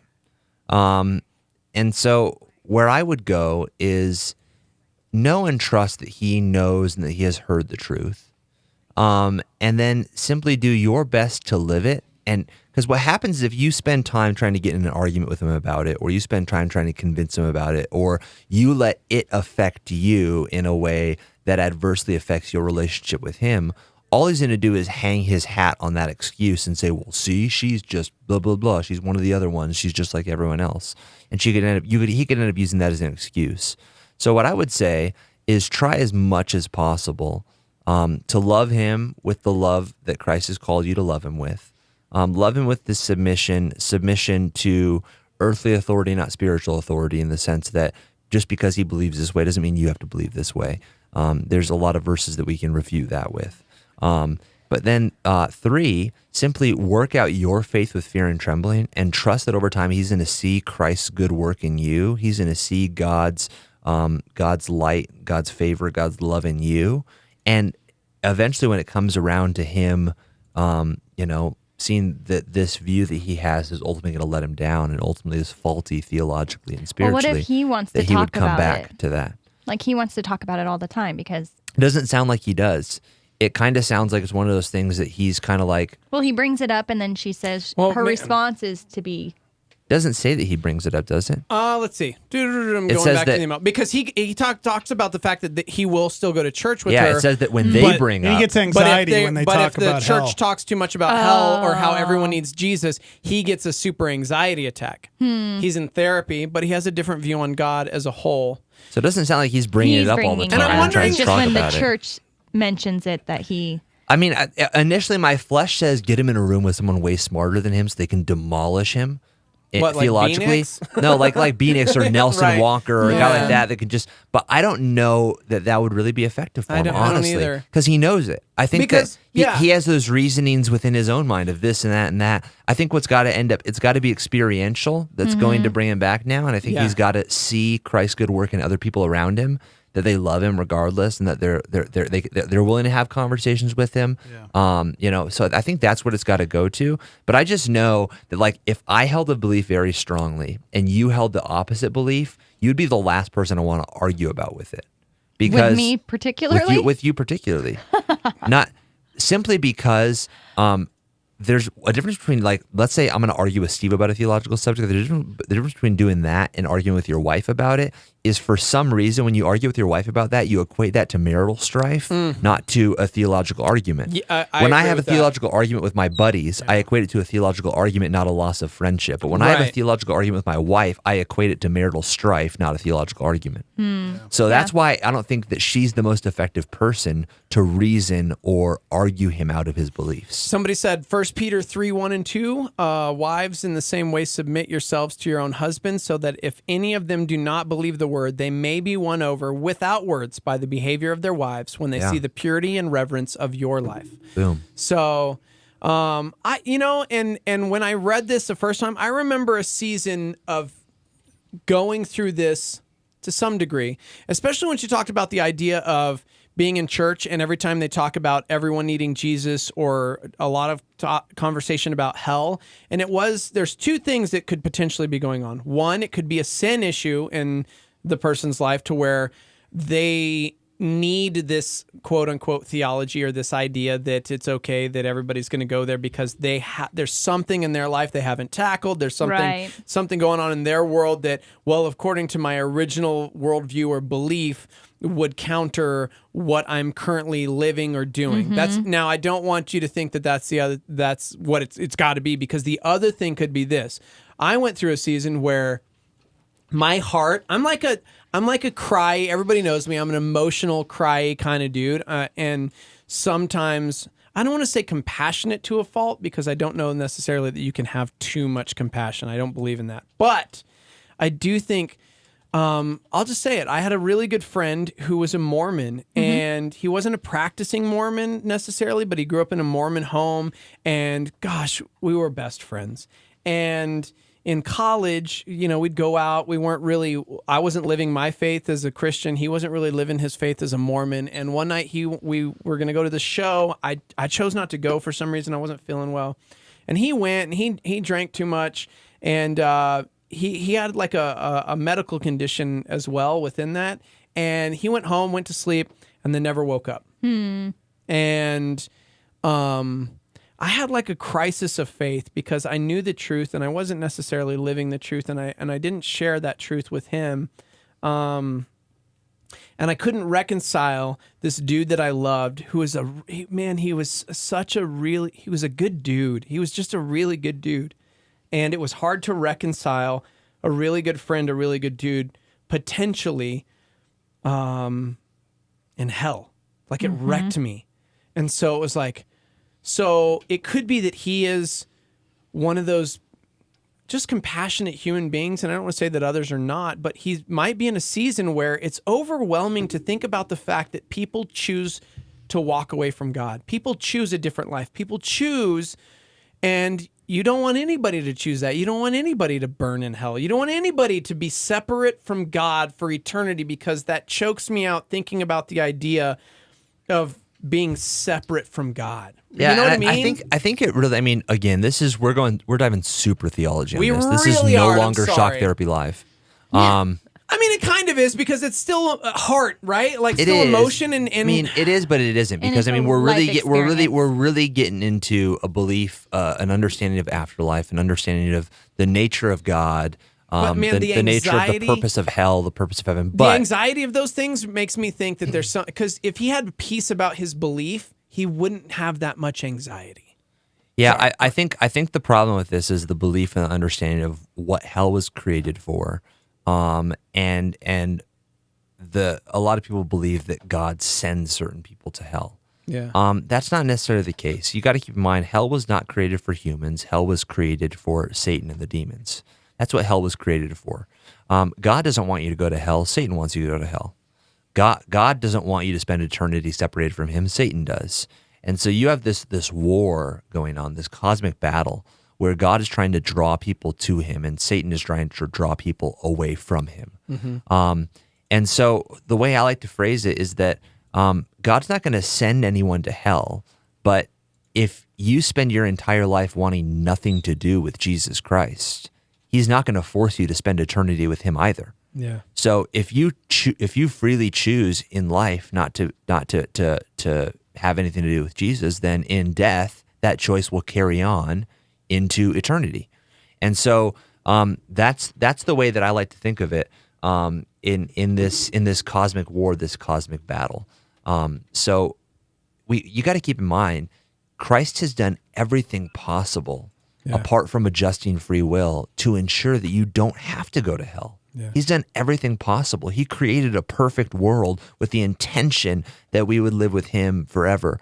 That didn't work out. So Jesus went upon a rescue mission to try to make sure that we would not spend eternity separated from him. He sent his only son to die for our sins on the cross. He revealed himself through miracles. He revealed himself through natural revelation, special revelation. He constantly draws us. When he departed and left, he sent the Holy Spirit to convict non-believers of their sin, to draw them to him. He has literally done everything possible apart from adjusting free will and changing free will and meddling with free will to ensure that you don't have to go to hell. And so we have to keep in mind this reconciliation, that if we go fatalistic and we get this idea that, oh man, like that's why when I look at ultra Calvinism, that's super depressing to me, because I'm like, man, it's like if God chose all these people, that means he chose all these other people to go to hell. Mm-hmm. That's a very fatalistic view. It's a very fatalistic belief. And that, I feel, can lead you to a place of saying, well, man, if that's the case, then the nature of God is bad. Like that's an evil nature. And so this is why I think it's so important when we're reading the Bible to read the Bible circumspectly in relation to other verses in the Bible, to get the full nature, the full view of who God is, what the purpose of heaven, what the purpose of hell is. And I think we get a more full view. I think the problem, I see a lot of people who I find fall away from Christ entirely or fall into some weird religion. Usually it was precursed by a dogmatic view in a certain sect of Christianity. So you have a hyper-Calvinist that they're that way for so many years, and then eventually they just fall away entirely, or they fall into some weird sect of Christianity because they came to a place where they realized that their dogmatic belief was challenged biblically, and they could not reconcile it. Yeah. And so rather than reconciling it, come to a biblical middle ground, they went to the far opposite direction. Yeah. And I find that happens all the time. People who fall into this hyper-Calvinism or hyper-Arminianism or hyper whatever it is, they start there and they get to a place where they can't reconcile their faith with who God is, with who God says he is. They can't understand it, and so they go into full meltdown. And they're like, oh, well, okay, if God does not choose people to go to hell, then that means there is no hell. And they go to the full opposite spectrum. Yeah. Man. Starmy, continue to pray for this family. Carl says, hurt, pain, and anger all leads to the dark side or the challenge of faith. Oh, man. Some have not experienced true grace, compassion. His wife may be the only one to live as a witness for this man. Hope that his friends do also, so that his eyes are open. Faith like a child, just accept it. Yeah, man. And here's the thing, like if there's one thing if we can give you any sense of hope, it's that obviously God is working in your husband, because as you've mentioned, he goes to church with you sometimes. It causes him some anxiety. He's in counseling. So obviously it's better than just being shut off and closed down to everything. He's in counseling. He's still receptive to going to church. It's causing anxiety, which is stirring something in him, which is causing him to think about some things. And so he's not necessarily closed down. So continue to love that man with everything you got, because I don't know. I mean, we all go through different seasons of things, her but at times. Really frustrating, especially even when he gets anxiety. But instead of getting frustrated or just wanting to be like to shake it out of him, I would just try to really have compassion and meet him where he is in that anxiety, because anxiety is a mental disability. And when it comes on you, like when you have an anxiety attack, it's not really something that you can just control. And so someone saying like, you're overreacting, or calm down, or you're fine, or, you're going to DEFCON 5, whatever your reaction is, it will most likely stir up that anxiety more. But it makes sense to me that he can have that anxiety, because totally. But she needs to come alongside him and not make the anxiety worse. Exactly, because I see a lot of people like this, that they come from, again, a religious sect that very much use God as a tool for fear, to create fear in people. And so what happens is they get like PTSD from it. Yeah. And they lived believing that truth for so long, and it kept them in line, it kept them in check because of this idea of fear and because of this concept that they had, theological view they had grown up believing. And then what happens is when they break away from that, anytime they hear anything that feels like it's leading to that, even if it's not, even if they're in a biblically grounded church, if they hear anything that feels like it's going there, they get panicky, like because it's like PTSD is bringing back this concept. I grew up that way. Yeah, and so again, very much it's super. Honestly, it's super common, and I have a lot. I have a lot of friends, a lot of people here in Albuquerque who were involved in hyper Calvinistic kind of views and belief. And when they got out of that, you see them, they literally have PTSD kind of coming from those kind of movements. They're like, they're anxious, whenever the topic of hell it. pops up, it's like, oh man, here we go. It definitely flashbacks for totally. Sure. Fire and brimstone was preached at me from a young age, Yeah, and so I think what the best thing you can give those kind of people is you can model to them a biblical Christianity, a middle. Again, when people ask me, well, what kind of Christian are you? My response is a biblical Christian, because people get so used to, this sides. This total separation of Christianity. And so I think the best thing you can do for some of these people is model them a biblical Christianity, model them the idea that sovereignty, free will, election, all of that, within Christ, there is a middle ground. It doesn't have to be free will or election. It can be both. Yeah. And it doesn't have to be heaven or hell. It can be both. That there is heaven and hell. And so I think that when we find this biblical Christianity, this middle ground Christianity that says, yeah, this verse says this, but this verse also says this. So where's the middle ground in that? I think we can find that place and we can model that to other people, and we can show them what a biblical Christian looks like in love and not get mad at them, then I think that can do a lot.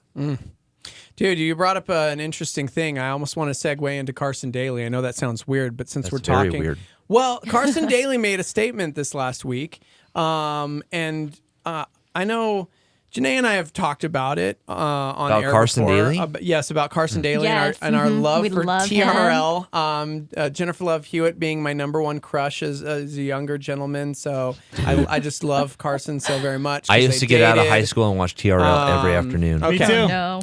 So Anyways. here's the real thing. Janae has dealt with depression. Janae has dealt with anxiety. I have greatly dealt with depression and anxiety. These are things in my family, my mom, my sister, like a lot of family members who have been on medication, different things.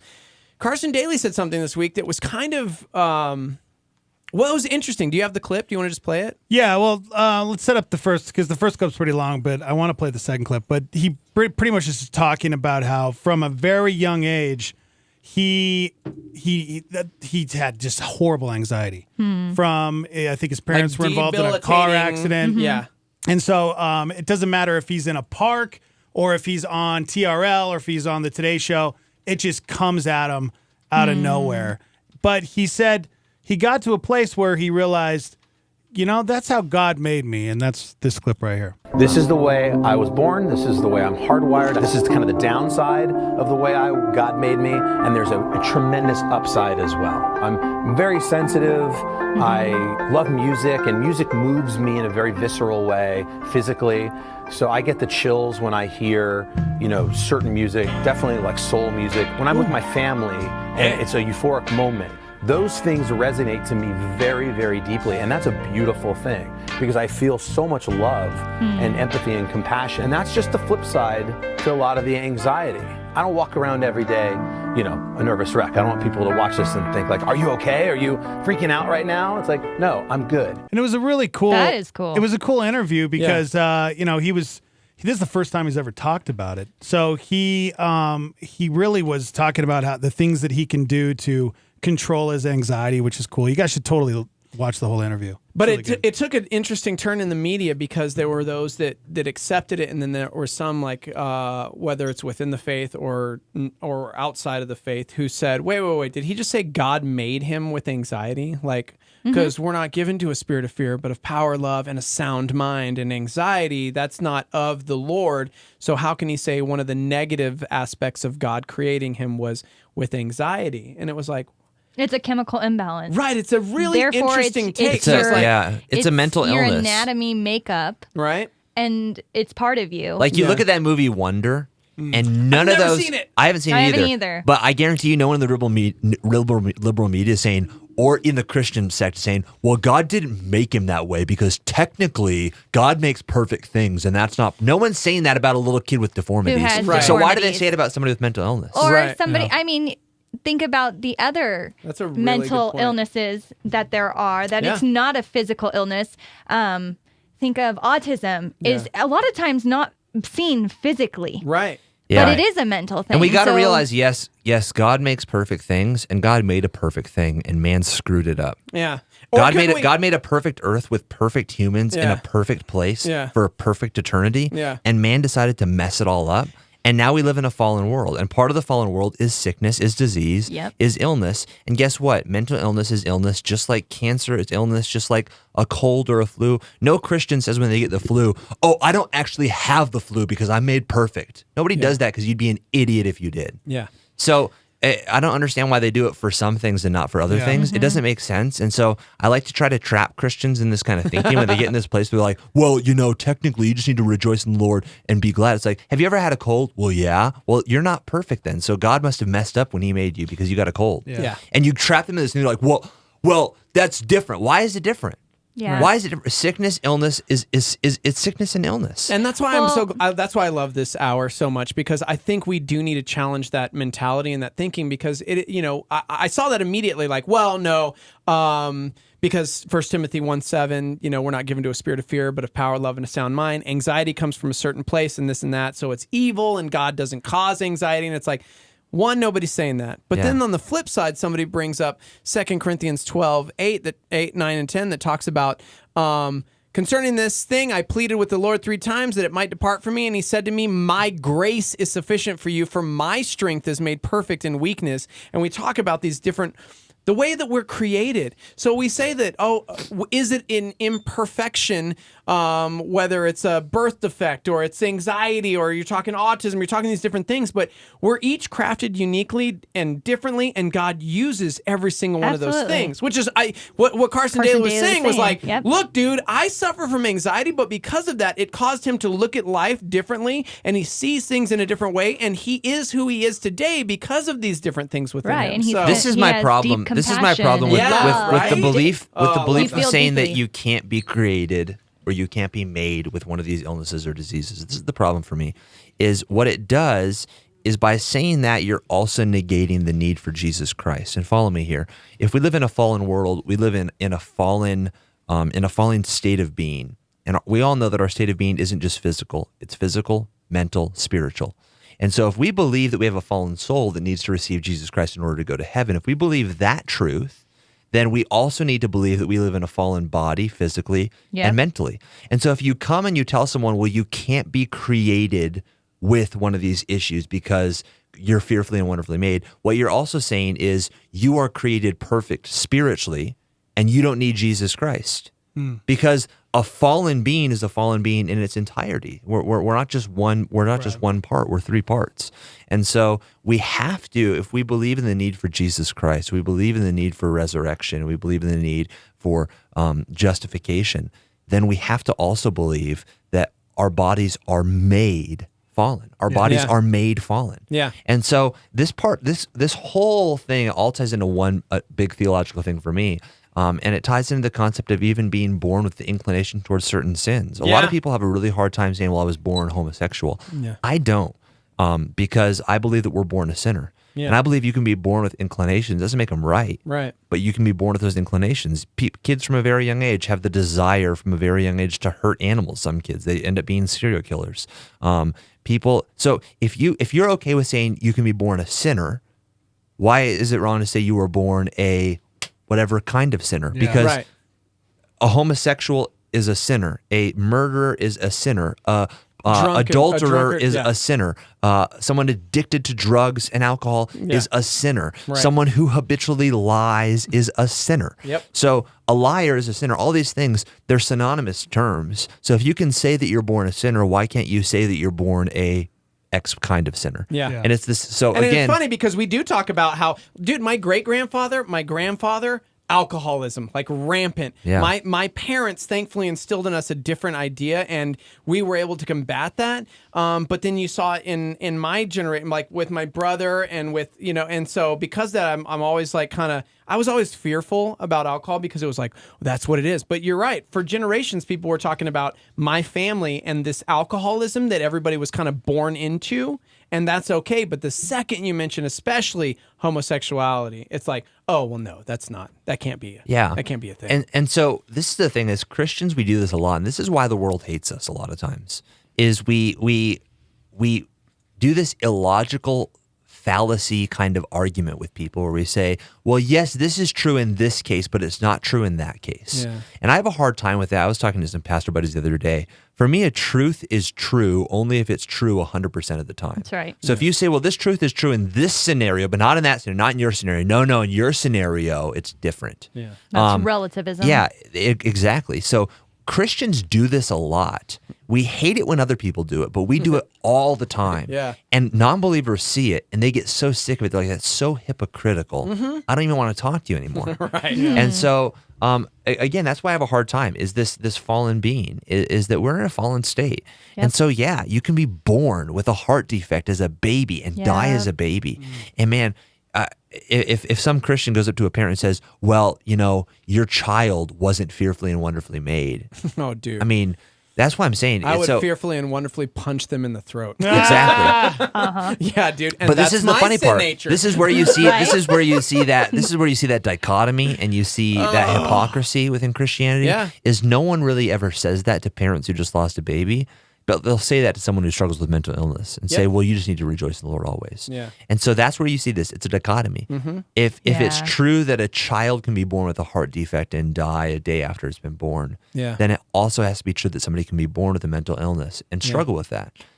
Because illness, sickness, it's all part of this fallen nature, and you can't Mhm. divorce one without divorcing the other. Somebody chimed in and said people don't want to accept that we are responsible for all the brokenness of the world because it's a metaphysical reality. We want to blame someone else, and God is very easy to blame, but it's broken because we broke it. Yeah, So- that's what I was saying before. Yeah, We screwed exactly. it up. We blew it. Yeah, we did this. And now on the flip side, Like that and it's not even on the Blink-182. flip What's that side. Blink-182? We did this. Love that line. Dude, seriously. Man, now I broke. You totally. You actually just. I lost my train of thought for like the On the first flip time side. ever. On the flip side. That's what Yeah, you said. and it's not even on the flip side. Actually, Catch you on the flip because side. I was going to say we talk about the fact that people will immediately just go to this defense mechanism of, well, we just rejoice in the Lord always, and they kind of throw it out flippantly. That's not to say you can't rejoice in those moments, because as Carson Absolutely. Daly said, he still somehow found a way to use that anxiety and to overcome that in a way that it made him who he is today. Because I know that there are moments where I've just felt broken, I have felt depressed, I have dealt with anxiety, and in those moments I wasn't like, oh God, I just rejoice in the fact that I feel like I'm about to throw up with anxiety. But it did cause me to to focus. It did cause me to do these certain things that I still can rejoice in the Lord because He is still good, even in those and you moments. can rejoice in His truths and think about how He Right. says, take your thoughts captive. You can say, that is a truth. I can conquer this feeling. I can conquer these thoughts if I choose. And sometimes, anxiety gets the best of you. Sometimes depression gets the best of you. But before it gets to that level, you can make that choice. Like, Lord, I know you're stronger than this. Yeah. Maybe I'm not, but I know you are. And so I just think, It's funny that this ties actually in so well to the question we were answered at the very beginning of this show, because this belief they have, this Richard Rohr kind of a thing, this lack of belief in hell, this lack of belief that, man, Jesus came and made everything better and it doesn't even matter anymore. Right. It really also, we talk about this, it's denying the human nature that needs forgiveness. So again, as I talked about this, we have to look at the body as an entirety.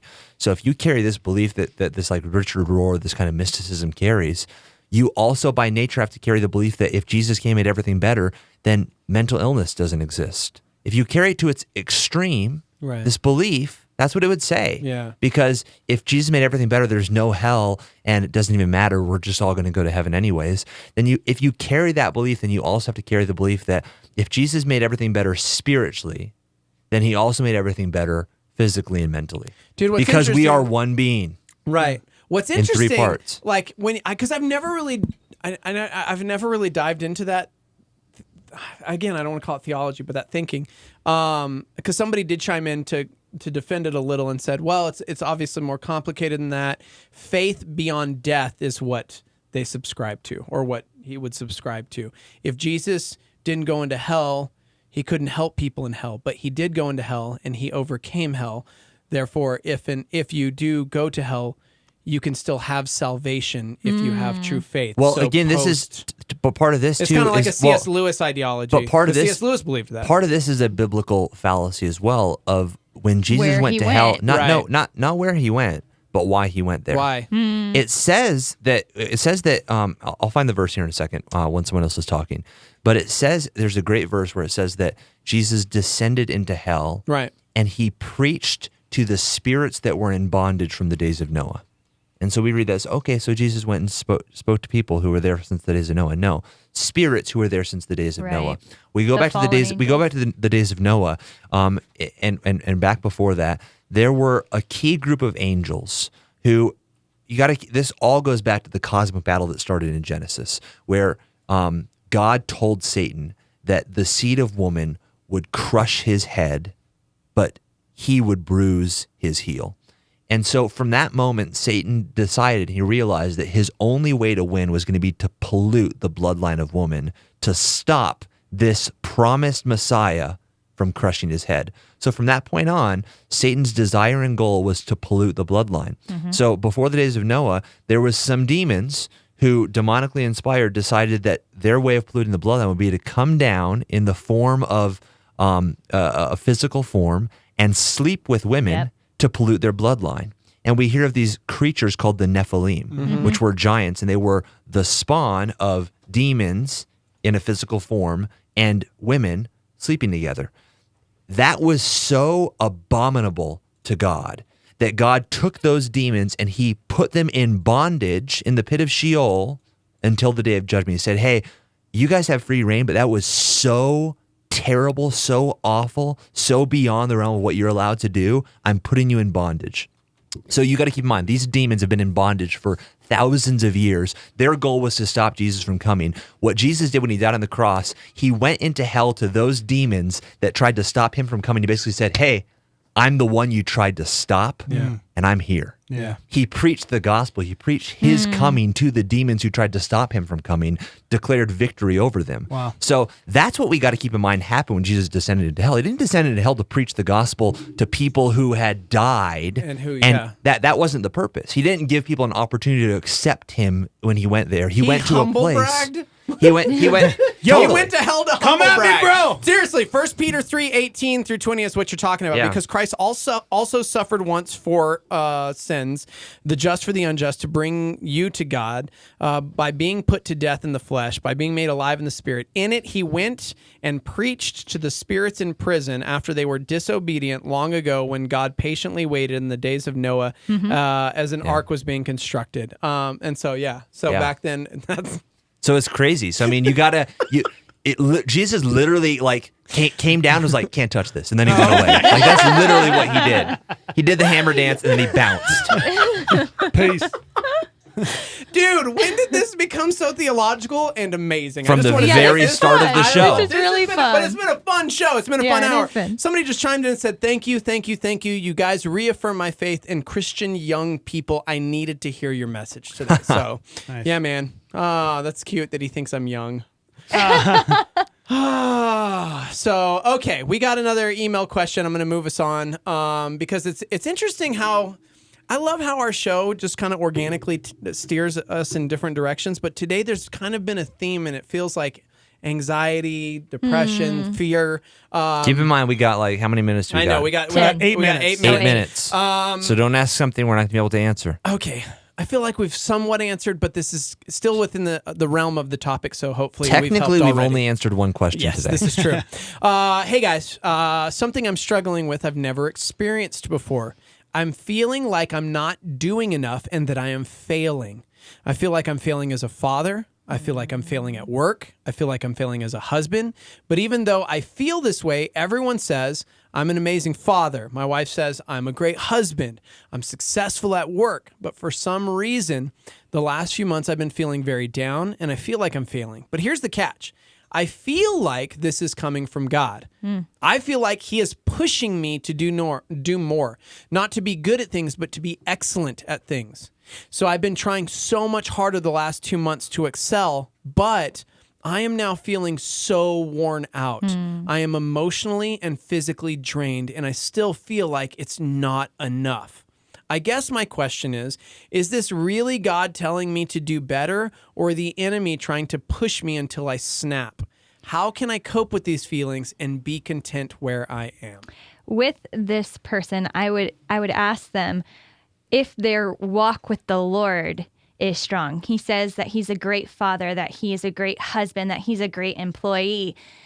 But are you spending that quality time with God? Because I have felt those things. I am somebody who is that type A who wants everything to be perfect, that I want from A to Z to look so sweet, and I want to know that I've done the best that I can and nobody can top that.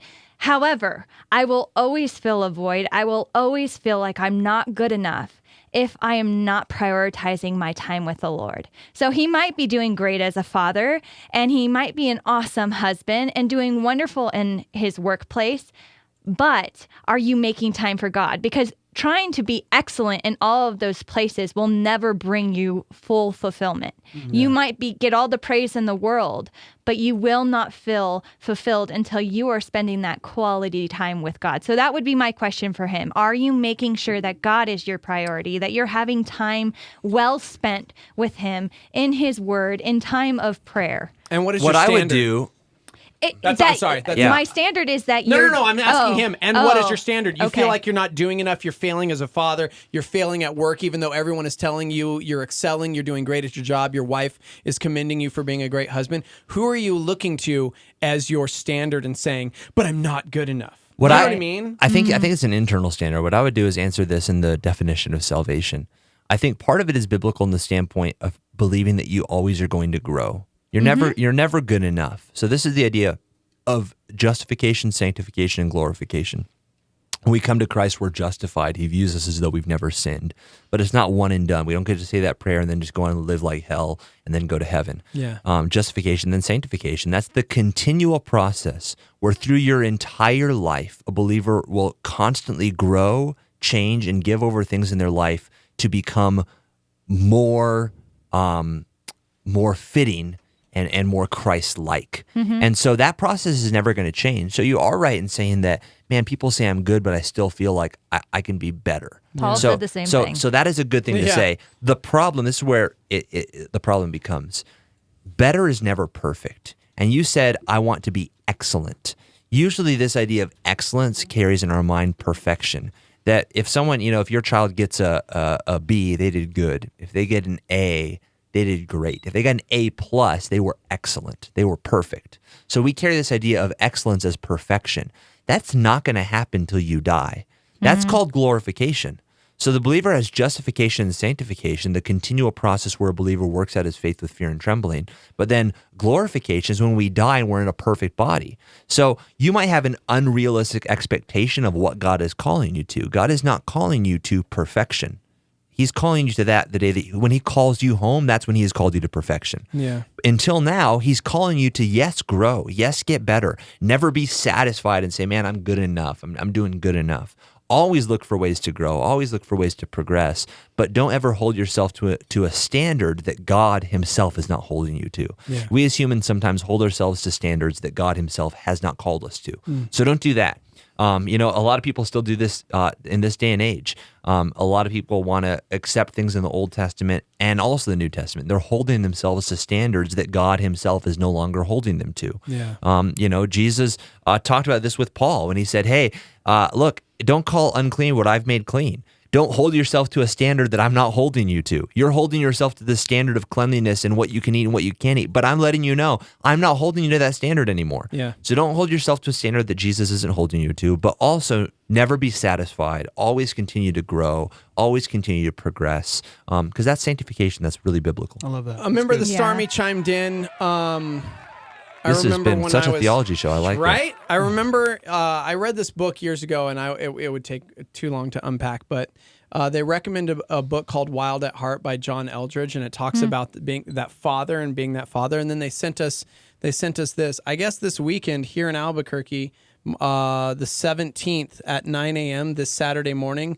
John Eldridge and Craig Rochelle from Life Church are doing a wildlife men's thing for a couple hours on Saturday. That's so cool.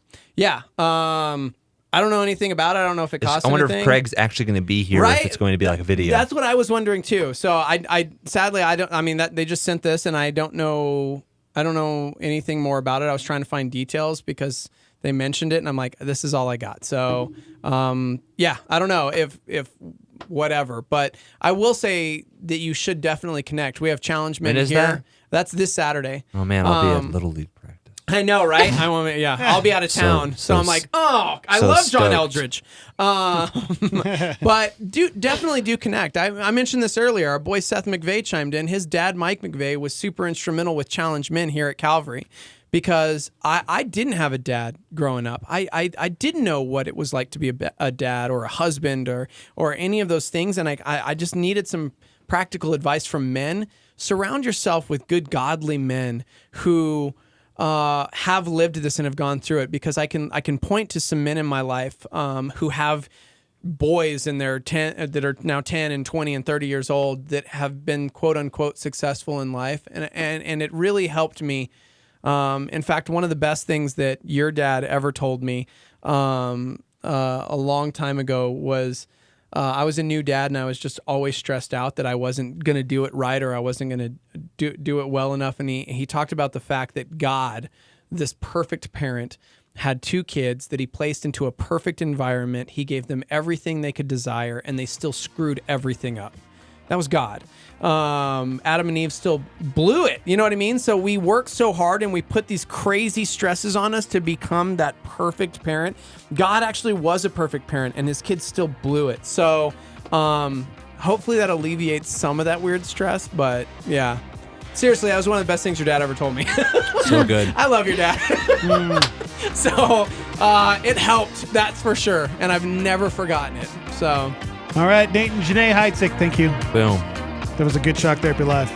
Wildlife at Life Church Rio Rancho is this Saturday. It's free. There's breakfast, and I don't know. Cool. That's all they said. Awesome. All right. Guys, I won't be there. I'll be Literally in practice, Phoenix. yeah. All right. All right. He can't wait. He can't wait. Yeah, we'll see you guys next Wednesday. Okay. We're out. So, bye. That's all we got. There ain't no more. That's right. Time is tight. It's the end of the show. A Star 88 Supernova with Greg Laurie. We live in the world. I think Christians get confused sometimes. There's an earth and there's a world, all right? When the Bible talks about the world, it's talking about a mentality. It's talking about a culture. It's talking about a way of thinking. It's talking about the whole planet or system under the control of Satan. That is why the Bible calls the devil the god of this world. And that is why 1 John 2:16 says, all that is in the world, the lust of the flesh, the lust of the eyes, and the pride of life is not of the Father, but